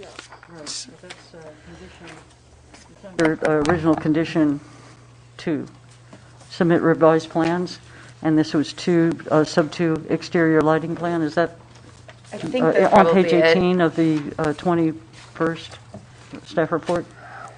Yeah, it's number 2, Sub- item 2 on page 18 of the December 21. So that addresses your concern about the lighting plan? So we have to revise sign plan and our revised exterior lighting plan. Perfect. Is that sufficient? Pierre, to answer your question, the parking issue is a staff issue. Yeah. He mentioned something about that, and I want to make sure that he knows what we're talking. We get a final look at it. Right. We're not Right. approving it. Right. Approving the variance of the compact, but not the final outcome. Yeah, you're giving staff then a lot of authority, because basically, typically what we do is we stamp those plans that are before you as approved. So if we're going to make substantive changes to any of the plans, unless we have very definitive direction, for staff to be able to approve it. So it will come back before us, the final configuration of the parking lot?